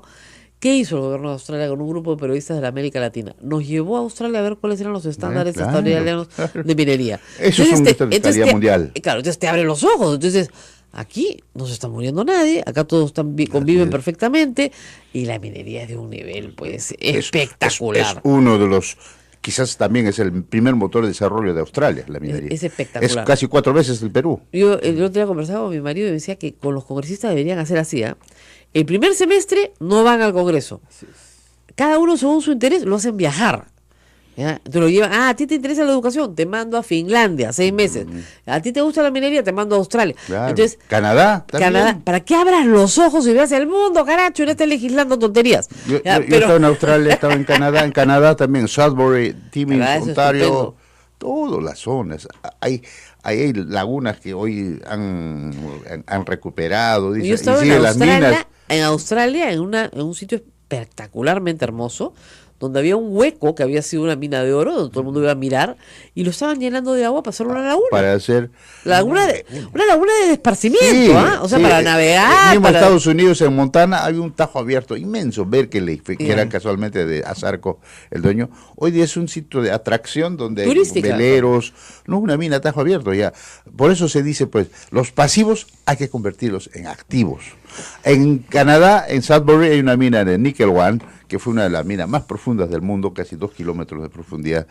Hoy, cuando llegamos, dije, sigue siendo una mina, porque entrar cuesta $30, te bajan hacia abajo, te muestran Sigue saliendo pantallas, ¿no? O sea, Claro. sigue sacando generando. dinero, porque Claro, porque ahora es es un sitio turístico. Turístico, para que conozcas cómo es una mina. ¿no? Claro. Y además es un museo para ver pues realmente, y ahí te explican, pues mira, de acá sale, mira lo que tú consumes, de acá sale el celular que tú usas, de acá sale lo que Claro. nosotros usamos en la vida, porque la minería en realidad nos hace la vida cómoda, ¿no? Sí, claro. Es Claro, eso el No, si usted que nos está escuchando, fíjese la silla donde está sentado. Si no es de madera, tiene que ser de metal. Cualquier cosa que usted tenga de metal en la mano, hasta el tenedor que tiene en la mano y el cuchillo, Claro, proviene claro. de la minería. Sí. Es de verdad, la computadora no sale de un huevo, tampoco sale de un árbol, sale Las de la minería. cocinas. ¿No? Entonces, yo una vez estaba con un señor, me dijo, sí, yo sé que mi computadora, era muy, muy ambientalista, yo sé que mi computadora no sale de un árbol, bueno, pero no parece, ¿no? Entonces, me gusta mucho esta combinación, ingeniero. Sí. Ojalá que tengan suerte, ojalá que puedan convencer Gracias, Rosa a María. personas. Inviten al padre Marco Arana, a ver si lo convencen. No, él está convencido, pero él ya piensa en otra cosa. Pero, ¿no? pero Gregorio Santos, ¿por qué no lo llevan? Todos saben. Conga, Todos saben. y Conga, que Hoy ¿por qué no no- saben la historia. Hay que primero, yo conozco su historia también de Gregorio Santos. Todos Él saben. ha convivido, ha trabajado bien con Yanacocha. Sí. Algo falló, se rompió y de ahí le hizo la guerra. Claro. Sus hijos creo que estudiaban en Estados Unidos. Había una relación de un principio. Si no la mina no se hubiera establecido, ¿no? No, y además hay otra cosa. Ahí hay algo se rompió. Como usted sabe, en Bambamarca hay una mina igualita a Conga, pero igualita. Goldfields, es idéntica, es el mismo proyecto, el mismo Tao, igualita. No han hecho ningún problema. El alcalde de Bambamarca consiguió la luz eléctrica para el pueblo y también consiguió ser proveedor con sus camiones. Bueno, Entonces, Bambamarca está cerca también, pero está más en Hualgayoc. claro, entonces no hay problema. Y en Conga, imposible. Es el mismo proyecto, pero igualito. Casi la antípoda, pues, ¿Ya? ¿no? O sea, Entonces bueno. tú dices, ¿qué miércoles Por eso pasó? sigo pensando que tiene solución. Tiene Porque solución. son relaciones humanas. Pero hay ¿no? que tener cuidado, porque Gregorio Santos quiere ser presidente del Perú, le digo. Y No esa, importa. No, y esa va a ser la bandera, que la minería se acabe y que la agricultura Pero que sustituya. compita, pues, que compita, ¿no? O sea, bueno, la verdad es que todo el mundo tiene derecho, ¿no? Todo el Yo mundo, también no. quiero ser presidente del Perú, ¿no? Sí, usted Todo también. el mundo lo sabe. Ah, sí, ¿verdad, ingeniero? Claro, Usted me por lo mandó menos- su partido. Claro, Bien bonito. o sea ¿Cómo, que- ¿Cómo se llamaba su partido? Perú, País en Acción, ¿no? Eso, Perú, ¿No? País en Acción. Claro, Todavía eso no tiene- ha muerto el proyecto, sigue Ya, adelante, pero- pero no queremos mezclar Claro. lo académico porque soy Pero- profesor y pero, también un ingeniero, emprendedor llegó y a un ser- agricultor hecho ingeniero de minas, Claro. ¿no? Entonces hay cositas que creo que hay la credibilidad y necesaria como para... ¿Llegó a ¿no? sacar la inscripción? ¿Logró la No inscripción? lo logramos porque no alcanzamos las firmas, pues solamente por eso nos presentamos. Pero sigue recolectando firmas, estamos... Yo lo veo, Sí, yo sí. lo veo contra Gregorio Santos, yo creo que barre con Gregorio Santos. No. Yo creo, aquí se impone el conocimiento. Yo estoy totalmente seguro. ¿Frente a qué? Y de haber vivido, porque a mí no me han contado, no me lo he leído. Se impone el conocimiento frente a qué? Yo lo he vivido. Frente a la teoría. A la teoría. Claro, frente a la... O a intereses. A intereses, O a la teoría. ignorancia. O a la Al ignorancia. final es la ignorancia. Al final es la ¿no? ignorancia. No quiero decirlo. Suena muy duro, pero... Pero es que verdad, pues lo que claro, uno ignora, claro. fíjense, los miedos de las personas son Mira, muy grandes, Cajamarca- son reales. Sí. Y el miedo tiene como base la ignorancia. Sí, pues. Cuando uno conoce, Ese es, deja pues, de tener miedo. Ese es el paradigma. Yo lo llamo eso la educación, ¿no? Es la educación. La educación exactamente. te abre los ojos. La educación siempre he dicho que es la libertad. Cuando tú eres educado, yo me paseo por todo el mundo, pues yo cómo soy fue? becado a Europa, Japón. Ingeniero, y simplemente nos quedan 2 minutos, pero ¿usted cómo hizo? Porque usted era un hijo de agricultor. Claro, simplemente me dediqué un día, dije, basta, nunca más seré pobre, ¿no? Nunca más. Y se dedicó a Tengo ser que estudiar, ingeniero. tengo que hablar. Ya salí a secundaria, hablaba inglés, ¿no?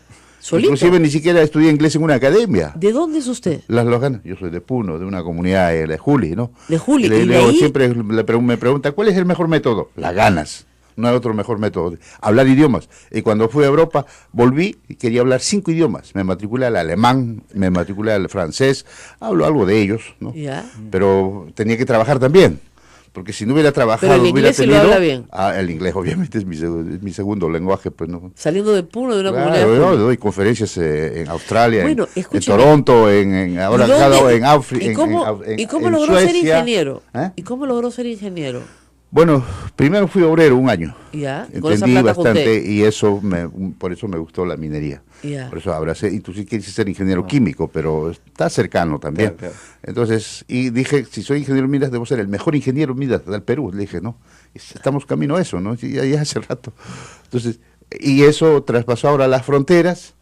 O Hoy sea, día- usted ha sido agricultor con sus padres, Claro, ha trabajado en el campo, claro. ha sido obrero, Así es. después logró meterse a la Universidad de La Puno, Universidad de Puno, sí. estudió ingeniería en minas, Minas, sí. y terminó siendo viceministro, congresista, y ahora quiere Claro, ser fui presidente. becado a Europa por las COPCO, de un concurso gané en Lima. Ya. Y después también otro Y habla otro, inglés. otro concurso, Yo creo que otro tiene- concurso para beca para Japón.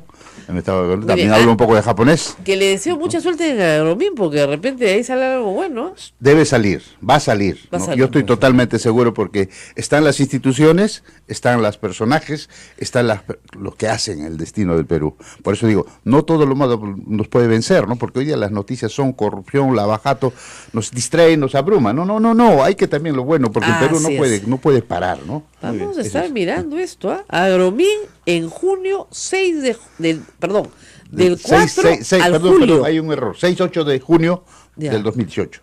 6-8 de junio del 2018. Sí. Perfecto. Gracias. Listo. Gracias a ustedes. Y nos vamos. Gracias por la paciencia a todo provincia que nos ha esperado 12 minutos. Hasta mañana. Hasta mañana. Chao.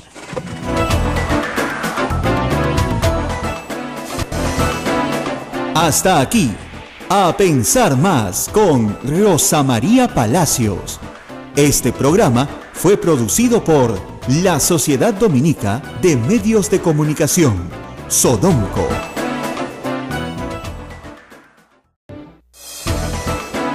La Sociedad Dominica de Medios de Comunicación, Sodomco, presenta A Pensar Más con Rosa María Palacios.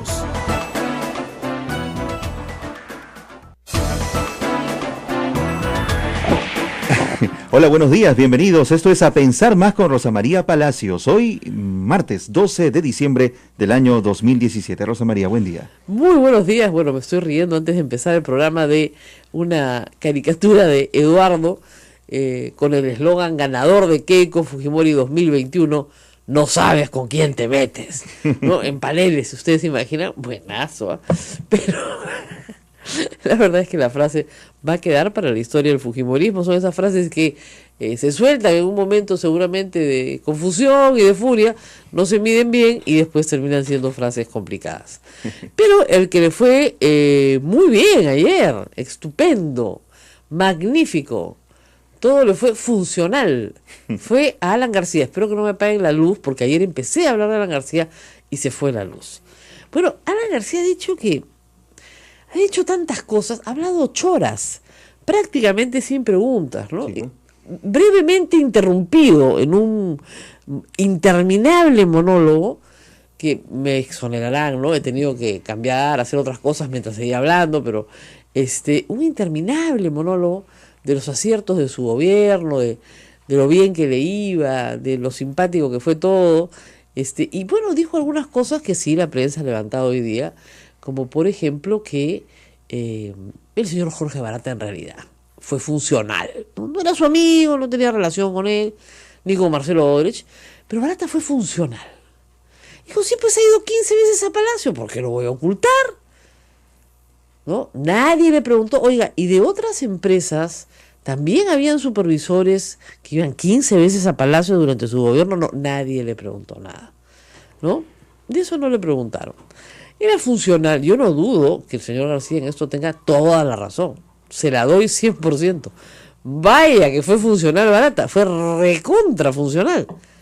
Primero, pasó de coimear a un expresidente como Alejandro Toledo a coimear a funcionarios de segundo y tercer nivel en un ministerio. Qué raro, ¿no? En cuentas en un banco de Andorra que pertenece a Odebrecht en la práctica, y que no se movieron y que no fueron tocadas nunca por estos también personajes felones, pero que entiendo que fueron muy funcionales, porque funcionaron para esos fines, para esconder la plata, ¿no? Nadie le preguntó por los felones. Oiga, los felones eran el viceministro Cuba que trabajó con su esposa Cookie Chisman en una fundación que usted no recuerda. No recuerdo. De ahí perdió la memoria. No, seguramente no recuerdo qué habrá pasado. No tengo ni idea. Compañero de clase, su esposa, etcétera, etcétera. Miren, Alan García se equivocó una vez y no se debe equivocar dos veces. Alan García en su primer gobierno confió en Zanatti, ¿no es cierto? El señor Alfredo Zanatti ya murió, dijo y confesó, y luego cuando apareció Alan García de nuevo en el Perú se desdijo porque sabía que si no le iba a ir muy mal. No va a volver a tener que enfrentarse a un Sergio Siragusa que cuenta cómo le sacaba la plata. ¿Ok? Eso no le va a volver a pasar.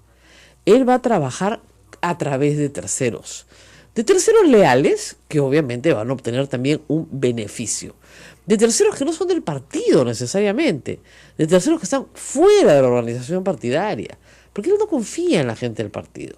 Entonces a Alan García, como él afirma, y con verdad, no le van a encontrar una cuenta a su nombre, que digan Alan García, esta es la coima. No, pues, si Alejandro Toledo tuvo su Maiman, García tiene a otras personas. El trabajo de la Fiscalía es encontrar esas otras personas que no están en el Perú, que están fuera del Perú. Un trabajo de inteligencia internacional ubicaría a esas personas con alguna facilidad. Yo tengo algunas ideas, por supuesto, pero no son más que ideas, ¿no? Pero lamentablemente no creo que la Fiscalía esté en eso o interesada en eso, ¿no? El señor García en el pasado ha tenido contactos con alguna gente que podrían estar ahora simple y llanamente a cambio de su silencio, guardando algunos fondos para él. Sin embargo, esas personas dirán que ellos jamás trataron con Alan García, porque con el que trataron fue con el funcional, pues. El funcional, que fue recontra funcional. Luego García ha dicho que AG no es él, que es otro. Justamente uno que repartía la plata en Suiza.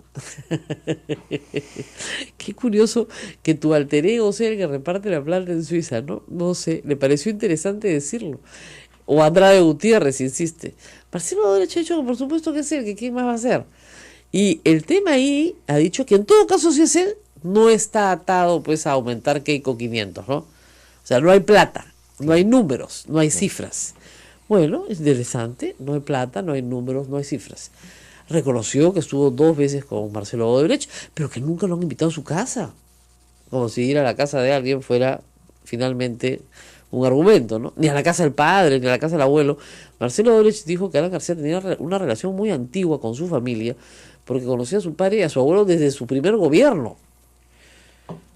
Y conocer no creo que se refiera a los términos bíblicos de conocer, pero por lo menos algún nivel de conocimiento tenía. Curioso, eso sí, sobre Lula habló maravillas. Claro, ustedes dirán, ¿por qué? Porque Lula va muy favorito en las encuestas en Brasil para ser presidente nuevamente del Brasil, a pesar del escándalo Lava Jato. Entonces, no quiere pelearse porque es alguien que va a llegar al poder, supongo. Pero lo de Alan García es increíble. O sea, 8 horas sin decir nada. Pero 8 horas con un digamos, parlamento de cálculo político total. Ah, sí. Hasta con situaciones externas y todo ello. Mira, primero, Víctor Andrés García no fue. Ya. Nunca va, pues.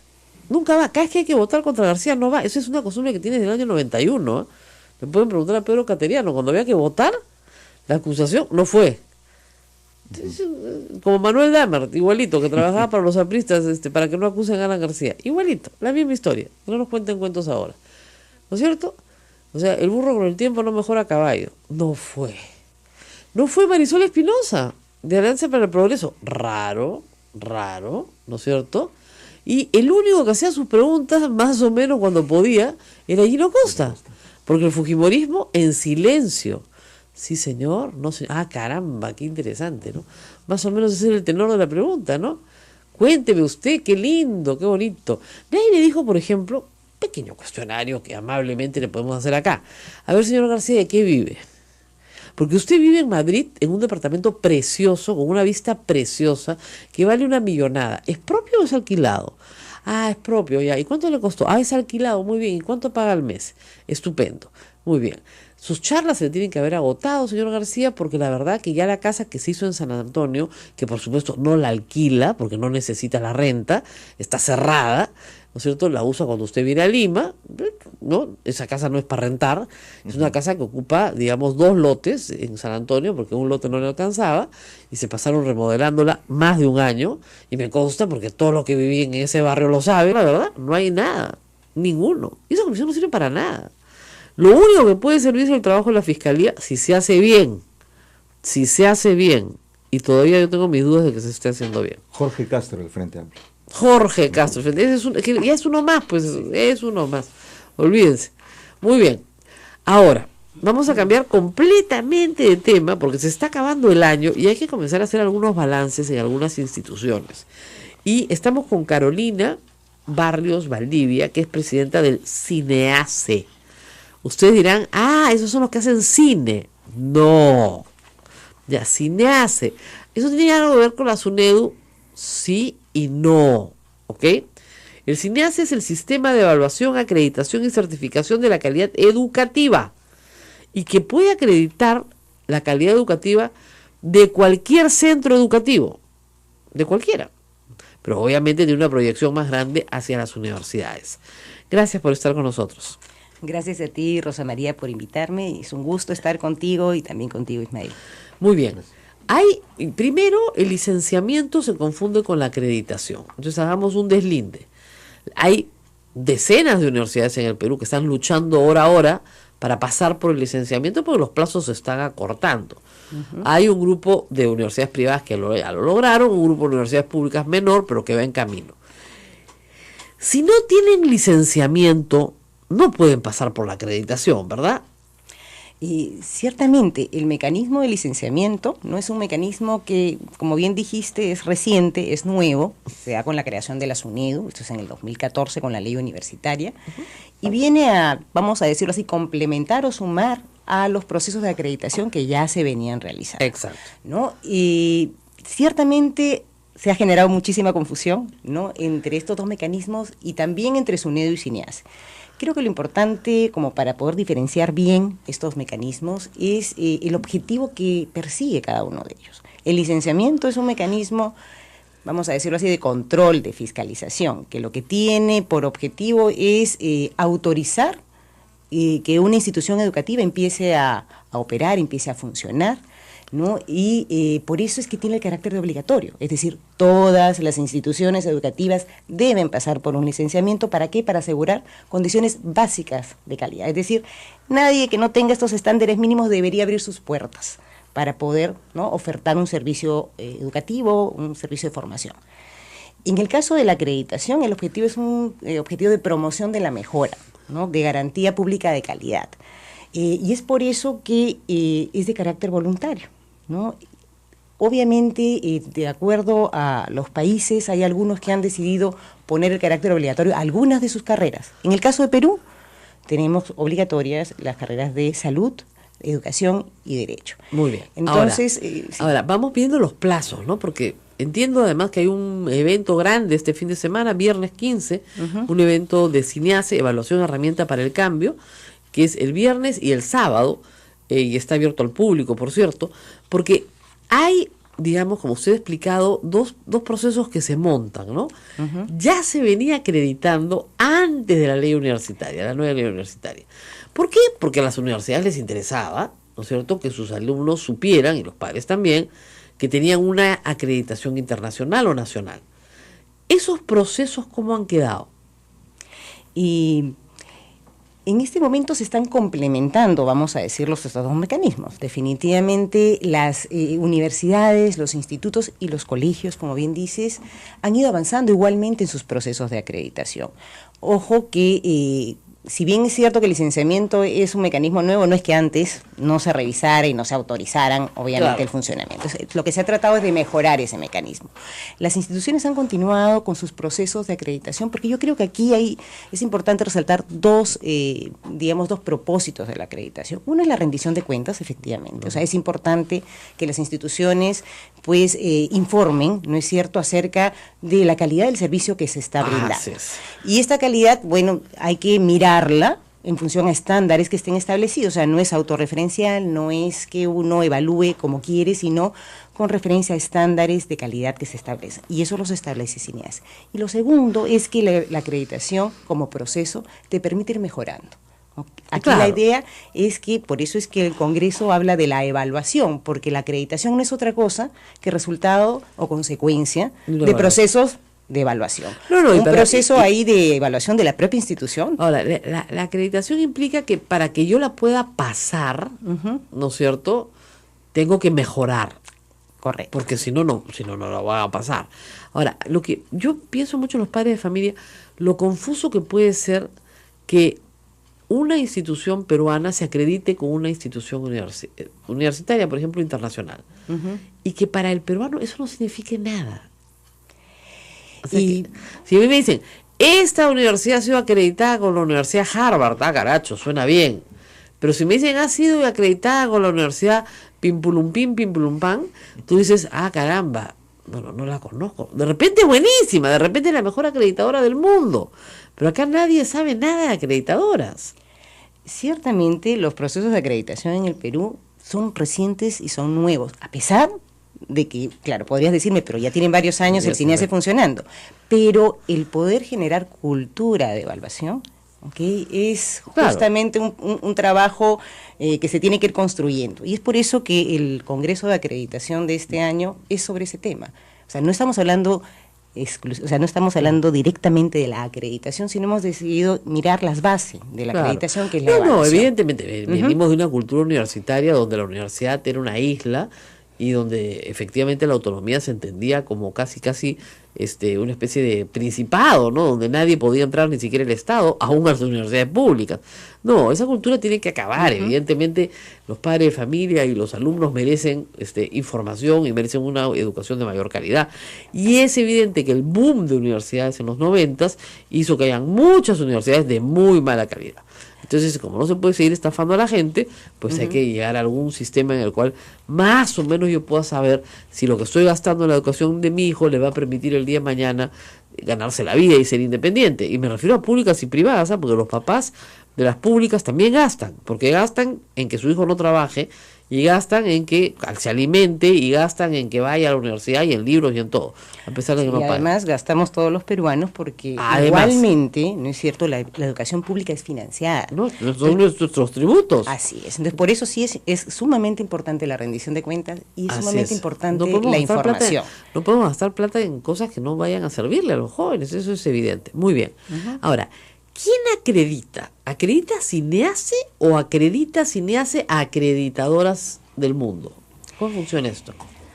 Aquí la acreditación nacional la realiza CINEASE, pero CINEASE también reconoce acreditaciones internacionales. A algunas entidades. A algunas agencias efectivamente internacionales que se han registrado con CINEASE, que hemos de alguna manera revisado y visto los modelos que utilizan, los estándares que se aplican y los evaluadores. Y no me estoy inventando nada.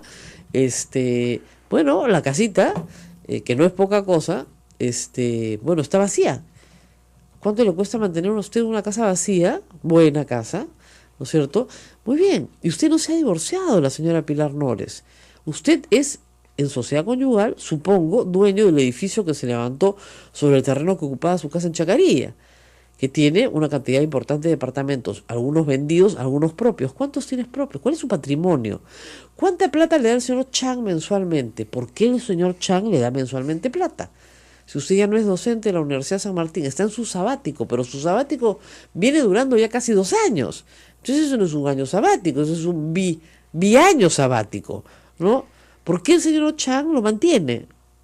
Eso es una buena pregunta, ¿no? Hablando justamente de testaferros. O sea, ¿por qué lo mantiene el señor Chang? ¿Por qué lo mantiene por vida? ¿Por qué se ocupa de sus necesidades económicas? El señor García insiste en que Edmundo Peláez lo exoneró de todo mal. Edmundo Peláez trabajaba para los apristas. Tiene una acusación por coima en este momento. Entonces no es pues la exoneración más potente que hay en tu vida, ¿no es cierto? Claro. Él dice, es cosa decidida, ya me revisaron todo, ¿no? 2 más 2 son 4, 4 y 2 son 8, 8 y 2 son 16, y en realidad son 26, 36, 46, todo es mío. ¿Sabes qué, señor? Esas son las cuentas del Gran Capitán. Uno de los peritos que lo examinó era priista. Imagínense, pues. Entonces, según él, con sus charlas, las publicaciones de sus libros y no trabajar, porque definitivamente no ha enseñado hace bastante tiempo, entonces no hay nada que discutir. Él puede justificar el tren de vida que lleva. Él y que han llevado todos sus hijos. Porque el señor tiene 6 hijos. Tiene uno menor de edad, que entiendo que va a un magnífico colegio. Sus hijos han ido a magníficos colegios en Francia, no a cualquier colegio gratuito, no es cierto? Tiene todavía la propiedad de un magnífico departamento en París, que supuestamente está a nombre de sus hijos. Entonces, propiedad en París, propiedad en Madrid, propiedad en Lima, en San Antonio, en Chacarilla, ya, todo esto con sueldo de presidente y sin nunca haber trabajado. Hay que decirle a Alan García algo que yo siempre le digo al público: la gente no es idiota. ¿Ya? Vaya usted a Madrid, venga usted a Madrid, vaya usted a Madrid, venga usted a Madrid, vaya usted a Madrid, venga usted a Madrid. ¿Quién paga todo eso? ¿El partido? No creo, ¿no? Entonces, esas eran las preguntas que había que hacerle. Es simple y llanamente preguntas obvias. Usted no puede justificar su nivel de vida con el sueldo que tiene, ni con sus ingresos, por más que nos haga las cuentas del RAI. Obviamente Alan García no es tonto, entonces se construye una casa y pide una hipoteca, siempre. Porque yo no, le he tenido que hipotecar para poder pagarla. Claro. Obviamente que pide una hipoteca y le va pagando, ¿no? Entonces, pues por supuesto, ¿no? Obviamente, ni que fuera sonso. No es sonso, es muy inteligente. En eso no hay discusión en el Perú. Pero hay ahí una cantidad impresionante, ¿no es cierto?, de datos que no son concluyentes, ¿no es cierto?, sobre su fortuna personal. Y esos datos no han sido ni tocados en la conversación de ayer. Y esa es el hilo de la pita que te permite jalar, ¿no es cierto?, hacia dónde va una persona. Porque si Alan García fue presidente del Perú 5 años, en esos 5 años no solamente trató con Odebrecht, pues trató con otras empresas. Pero Cateriano señala que por testimonios recogidos por la comisión que él integró, la frase de García era: ¿cómo es la mía? ¿Y cómo es la mía? Así abiertamente. Abiertamente. Ya no lo hace, pues, porque no, evidentemente claro. Nadie se equivoca pues 2 veces, pero utiliza a otras personas. Desde el famoso caso de Transportes Don Reina, de los hijos del señor Nava, que es rarísimo. Odebrecht les pone una compañía de transportes prácticamente, porque trabajan para ellos, y otros casos parecidos que tampoco fueron mencionados ayer. 8 horas explicándolos de las bondades del gasoducto sur peruano, de las bondades del metro de Lima, de las bondades del Patronato Nacional del Teatro, ¿no es cierto?, del Cristo, pero nada de lo que tenía que haber hablado. Pero en medio de esas 8 horas, Rosa María, hay frases o expresiones que de repente tuvo que haber analizado más antes de decir. Y aquí sí, Jaime Serra nos dice, por ejemplo, otra cosa que dijo Alan ayer varias veces en la Comisión Lavajato es que todos los que lo han denunciado han terminado en la cárcel.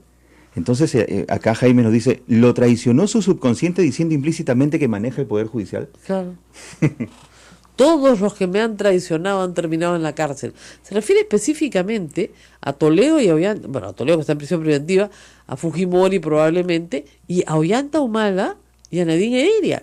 Ollanta Humala y Nadine Heredia lo culpan directamente de su prisión. Y yo creo que tienen parte de razón, porque no hay explicación para que estén presos, salvo la venganza de Alan García.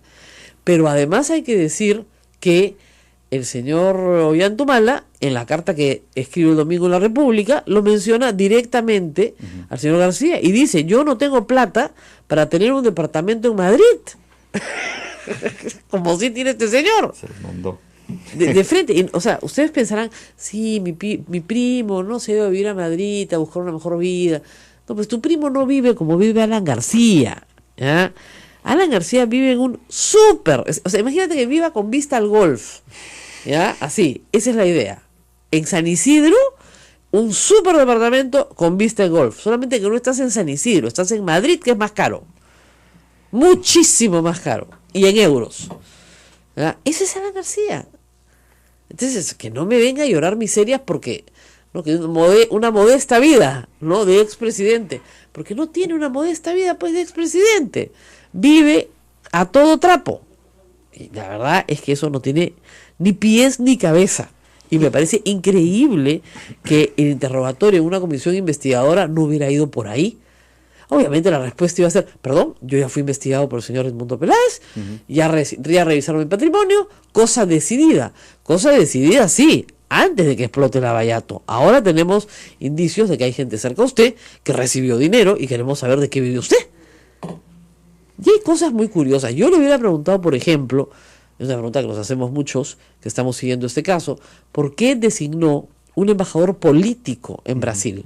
No un embajador de carrera, sino un embajador político que era su consultor en comunicaciones y televisión para la campaña. Un amigo personal que no era del partido, porque ni siquiera era un embajador político del partido, Ricardo Ivellini. Y Ricardo Ivellini, ¿qué tenía que hacer en un tema de relaciones exteriores con Brasil? Nada. Y lo mandaron a Brasil. Bastante tiempo, el suficiente por lo menos. ¿Qué hacía Ricardo Ghibellini de embajador político del Estado peruano en Brasil durante la gestión de Alan García?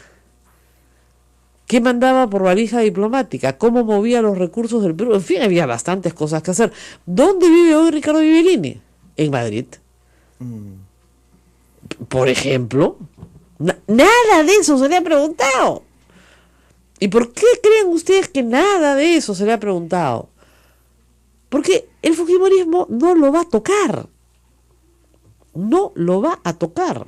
¿Y por qué creen ustedes que no lo van a tocar? Porque hay un pacto de facto. El día que Keiko Fujimori necesite 5 votos, tiene 5 votos. Mulder mudo, por supuesto, ¿no? No iba a estar cantando alabanzas. Y el resto de su partido también. Y los fujimoristas mudos, haciendo estas preguntas sonzonas. El único que pudo preguntar alguna cosa fue Gino Costa, y el resto fue... Sin respaldo alguno. Sin respaldo alguno, pues estaba solo. Claro, porque además nuestro congresista de izquierda es uno más de los fujimoristas, entonces fue a pasearse. Si no, no hubiera venido, pues. Si no, no hubiera venido. Por supuesto, ya se tomó su avión, ya se fue. No tiene nada que hacer aquí. Rápidamente se va a ir. Entonces, es una comisión realmente que no sirve para nada. Brevemente, ¿qué hay detrás de este consejo que le da al presidente Pedro Pablo Kuczynski para que reciba la comisión Lavallato como él lo ha hecho? El señor García, y eso le faltó preguntarle a la gente, insultó al presidente de la República y le dijo que era el secretario de Alejandro Toledo. Lo amenazó por Twitter, no hace muchas semanas, este año, no hace 400 años. Más bien había que preguntarle que por qué quería decir con esa amenaza. Yo eso le hubiera preguntado a Alan García. ¿Usted ha amenazado al presidente de la República? Yo, sí señor, acá le leo. Muy bien, ¿en qué consiste esta amenaza? ¿Por qué lo ha amenazado? Diga usted, si usted conoce algo del señor Kuczynski que no conocemos nosotros, ¿por qué no lo manifiesta? No, porque no está para dar consejos, ¿ah? O sea, en realidad, le digo con seriedad, no está para dar consejos. O sea, cuando fue lo de Bagua, él no se reunió con la comisión investigadora de Bagua. ¿O no? Y cada vez que lo quisieron llamar durante su mandato a alguna comisión, dijo que no le correspondía ir. Así que no nos venga con cuentos de que ahora sí hay que ir y que le va a dar consejos a Kuczynski. Es más, de la última persona de la cual el presidente Kuczynski debería recibir un consejo es de Alan García. Y lamentablemente ha recibido demasiados, ¿no? En tanto nombramientos de ministros, en tanto su predisposición a almorzar con él al principio de su gobierno, etcétera, etcétera. Lo ha tratado bien. ¿Y qué le ha dicho el señor Kuczynski, al señor García Kuczynski? Que es un sinvergüenza, se lo ha dicho en su cara. Ahora, el presidente de la República tiene que explicar muchas cosas. Eso es otra historia. Muchas cosas que están muy mal explicadas. Muy mal explicadas. Acá José Miguel Espinosa nos hace notar algo que es interesante. Si el adelanto de herencia a sus hijos, porque dice que le ha adelantado una herencia a sus hijos, es de $800,000 y la libre disponibilidad de cualquier peruano en el Código Civil es de 1/3, uno puede disponer libremente de 1/3 de sus bienes, entonces el patrimonio mínimo de Alan García es de $2.4 millones. ¿Cómo lo hace? Dice, yo sufro con mi hipoteca y con los colegios de mis hijos. Yo tampoco sé. Señor José Miguel Espinosa, el día que sepamos la verdad completa, sabremos cómo lo hace. Yo no sé cómo lo hace, me encantaría saberlo para hacerlo igual. Sí, siempre y cuando sea ilícito, por supuesto, si es ilícito no. pero no tengo la menor idea de cómo lo hace. Me encantaría. Con 6 hijos, yo tengo 5, no sabe cómo sufro. ¿Ya? Él no sufre nada, se le ve bien, contento, ¿no es cierto? Sí, pues. Por ejemplo, acá me dicen, Rosa Bartra le preguntó a Anel Townsend por su esposo.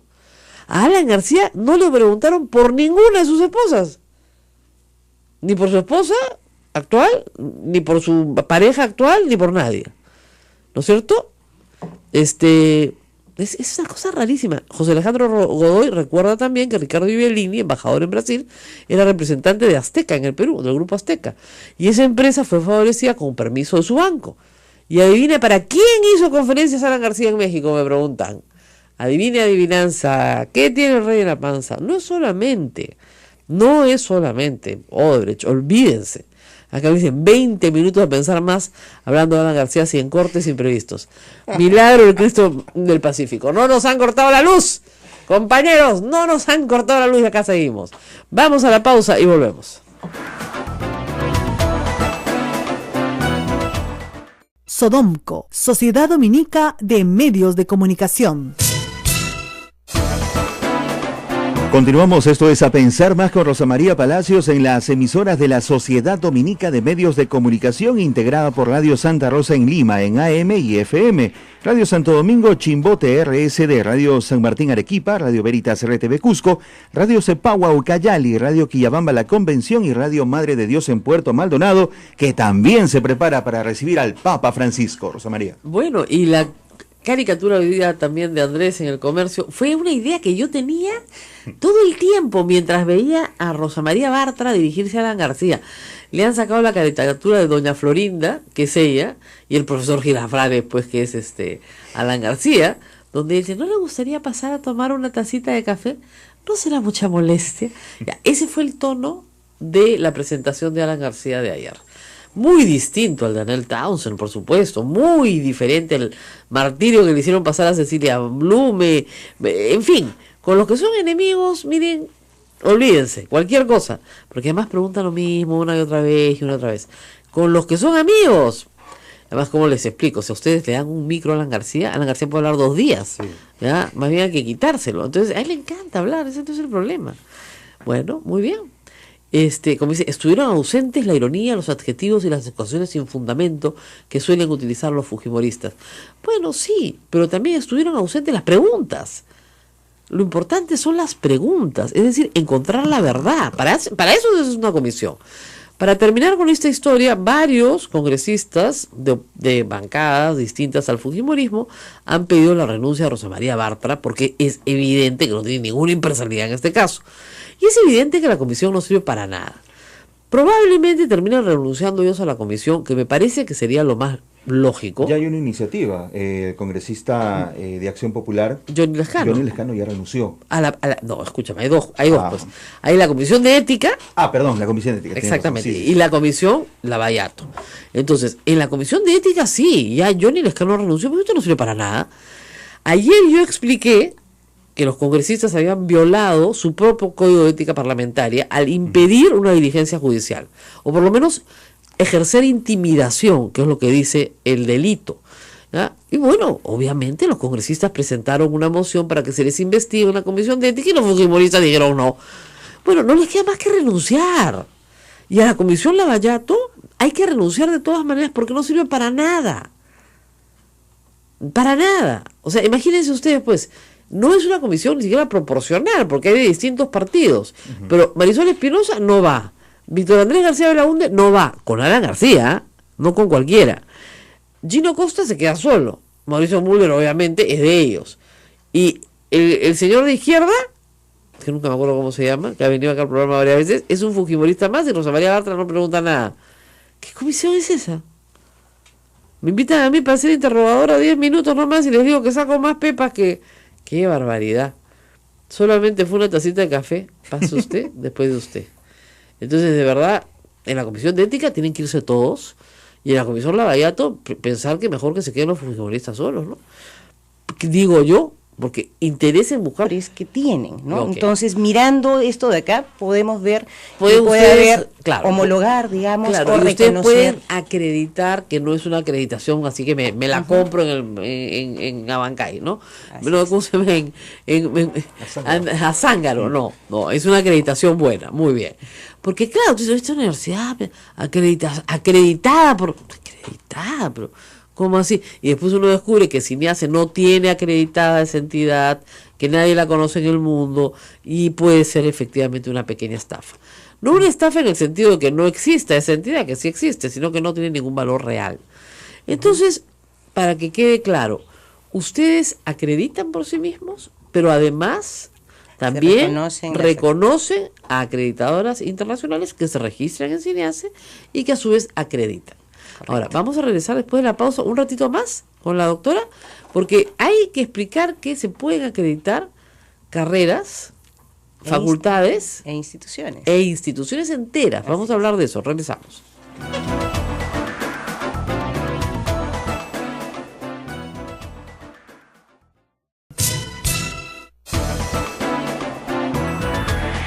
Continuamos, amigos, recuerden que tenemos un canal en YouTube en donde tendrán este y todos los programas de A Pensar Más con Rosa María Palacios. Bueno, muy bien, la acreditación avanza, el licenciamiento avanza también.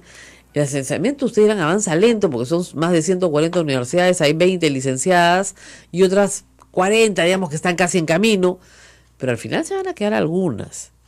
Eso es inevitable, para eso se hizo la ley. Y lamentablemente las públicas son las que más atrasadas están. Por una razón, me lo explicaron en ICA el otro día y creo que tienen razón. Me dijeron, señora, hacer toda la papelería de licenciamiento también cuesta plata y el Estado, somos una universidad pública, no nos da un presupuesto para eso. ¿Ya? Tenemos que contratar más personal, más. Puede ser. De repente para el próximo año se considera una partida especial para lograr el licenciamiento. Pero lo cierto es que hay universidades que van a tener que cerrar. De hecho, varias filiales están cerrando. Porque no tienen el número suficiente de profesores con maestrías, ni siquiera con bachilleratos. ¿Okay? Tienen que cerrar. Filiales de alas peruanas, por ejemplo, que tenía por todo el país, se están cerrando y se están concentrando en aquellos lugares los maestros cercanos donde sí pueden prestar un servicio educativo. Lo cual, ese es el primer, digamos, beneficio de esta ley. Usted dirá, pero ¿por qué me están alejando de la universidad de mi casa? Mi hijo se va a tener que ir más lejos. Miren, todos hemos tenido que viajar para estudiar. Todos, de alguna manera. Entonces, es un beneficio falso el que la universidad le quede en la esquina, porque ese beneficio no, en realidad no es beneficio, es un engaño. Entonces hay que asumir la realidad. Entonces, la primera cosa buena del licenciamiento es que por lo menos ya solitas algunas filiales ya se están cerrando. Luego vendrá una época dura en la cual se tendrá que decir, estas universidades no pueden seguir existiendo hasta que no se adapten a las normas que tienen que establecerse. Y lamentablemente va a ser así. Ahora, mientras eso sucede, para las universidades que ya pasaron su licenciamiento, que tienen sus sistemas de calidad bastante avanzados, existe pues el otro extremo. Esto es como los niños que tienen anemia y los niños que tienen obesidad. ¿No es cierto? Hay niños peruanos con anemia, hay un 50% de niños con anemia y hay algo así como 30% de niños que tienen sobrepeso o obesidad. Entonces, el Perú es tan diverso que tenemos universidades de excelencia con universidades que tienen que cerrar. En el medio, los acreditadores, ¿no es cierto?, frente a esta realidad. Y miren, tenemos acá cifras que me han traído. 1.609 en autoevaluación. Pero esto incluye educación superior pedagógica, educación superior tecnológica y educación superior universitaria. Y esto se refiere a carreras, no a universidades. No tenemos 650 universidades, sino a carreras. Ya tenemos 18 carreras en evaluación externa, o sea, ya están en medio de la evaluación, que son 2 programas de institutos tecnológicos y 16 programas universitarios, y ya hay 350 acreditadas, de las cuales son 193 carreras de educación superior universitaria, ¿no es cierto? Pero hay también acreditación de educación básica regular, lo cual es una novedad, pero es interesante. Y hay también, por supuesto, educación superior pedagógica. Ahí el ministerio tuvo que hacer una limpieza radical y funcionó. Cerraron normales en todo el Perú porque no servían, porque esos institutos pedagógicos eran una falsedad. Ya tienen 44, pero con su acreditación. Y 94 de educación superior tecnológica. ¿Ok? Entonces, por tipo de gestión, tenemos que el 67% es pública, de los que están trabajando en acreditación, y el 32% es privada, comités de calidad a nivel nacional en este momento. Sí, y creo que es importante resaltar este último dato que has mencionado, Rosa María, ¿no? Porque hace un momento hablabas de justamente, digamos, el punto de partida, cómo estamos en la educación, que tenemos, vamos a decirlo así, un sistema muy heterogéneo en calidad, y sobre todo esta preocupación por la educación pública, ¿no? Y sabemos perfectamente que los países que han logrado su desarrollo, lo que tienen muy fuerte y fortalecido es su educación pública. Creemos que es importante, ¿no es cierto?, contribuir a justamente eso, a que la educación pública vaya mejorando, y por eso me resulta sumamente interesante que dentro de los comités de calidad que están trabajando sus procesos de autoevaluación, sea la oferta pública, ¿no?, las instituciones de gestión pública las que estén embarcadas mayoritariamente en Ahora, estos la procesos. acreditación sirve para muchas cosas. De repente ustedes no lo saben. Se acredita empresas hace muchísimos años, se acreditan procesos y se acreditan personas. Se certifican personas. Se certifican personas. ¿Ok? Entonces, CINEACE también tiene dentro de sus funciones, además de hacer toda esta evaluación de la educación peruana, también tiene la posibilidad de certificar personas. ¿Esto qué quiere decir? ¿Qué significa que a mí me den un certificado a mí? Certificar las competencias de las personas, ¿no? Muy bien. Entonces, lo que se certifica, igualmente en base a determinados estándares o normas de, vamos a decirlo así, de desempeño, cómo es que la persona demuestra, digamos, lo que sabe y lo que sabe hacer. ¿Y hay que dar un examen de certificación? Hay que pasar por un proceso de evaluación con entidades certificadoras que son autorizadas, ¿no? Ya. Y estos, creo que es importante precisar, no hablar tanto de examen, porque el examen nos remite a una prueba escrita, ¿no es cierto? Y aquí es una evaluación en el desempeño. Ya, integral, o sea, en el lugar de los hechos, etc. Así Y básicamente lo hacen con personal técnico, educación superior técnica, ¿no es cierto? Pero también con el nivel comunidades. operativo. Eso es una cosa Exactamente. interesante. Eso o sea, es sumamente interesante, ¿no? ¿Por qué? Porque, claro, hemos estado hablando de la educación formal, ¿no? Las instituciones educativas con el servicio formal, que de alguna u otra manera, digamos, cuando tú pasas esta formación te entregan un título, y ese título, ¿no?, de alguna manera, vamos a decirlo así, certifica cuál es tu nivel de cualificación, ¿no? Exacto. Qué es lo que sabes hacer. así. ¿Qué pasa con más del 70%, ¿no es cierto?, de personas que no pasan por un sistema formal de educación superior, ¿no? ¿Estas personas no tienen competencias, no tienen aprendizaje? Por supuesto que sí. Entonces, la certificación de competencias termina siendo este mecanismo que te permite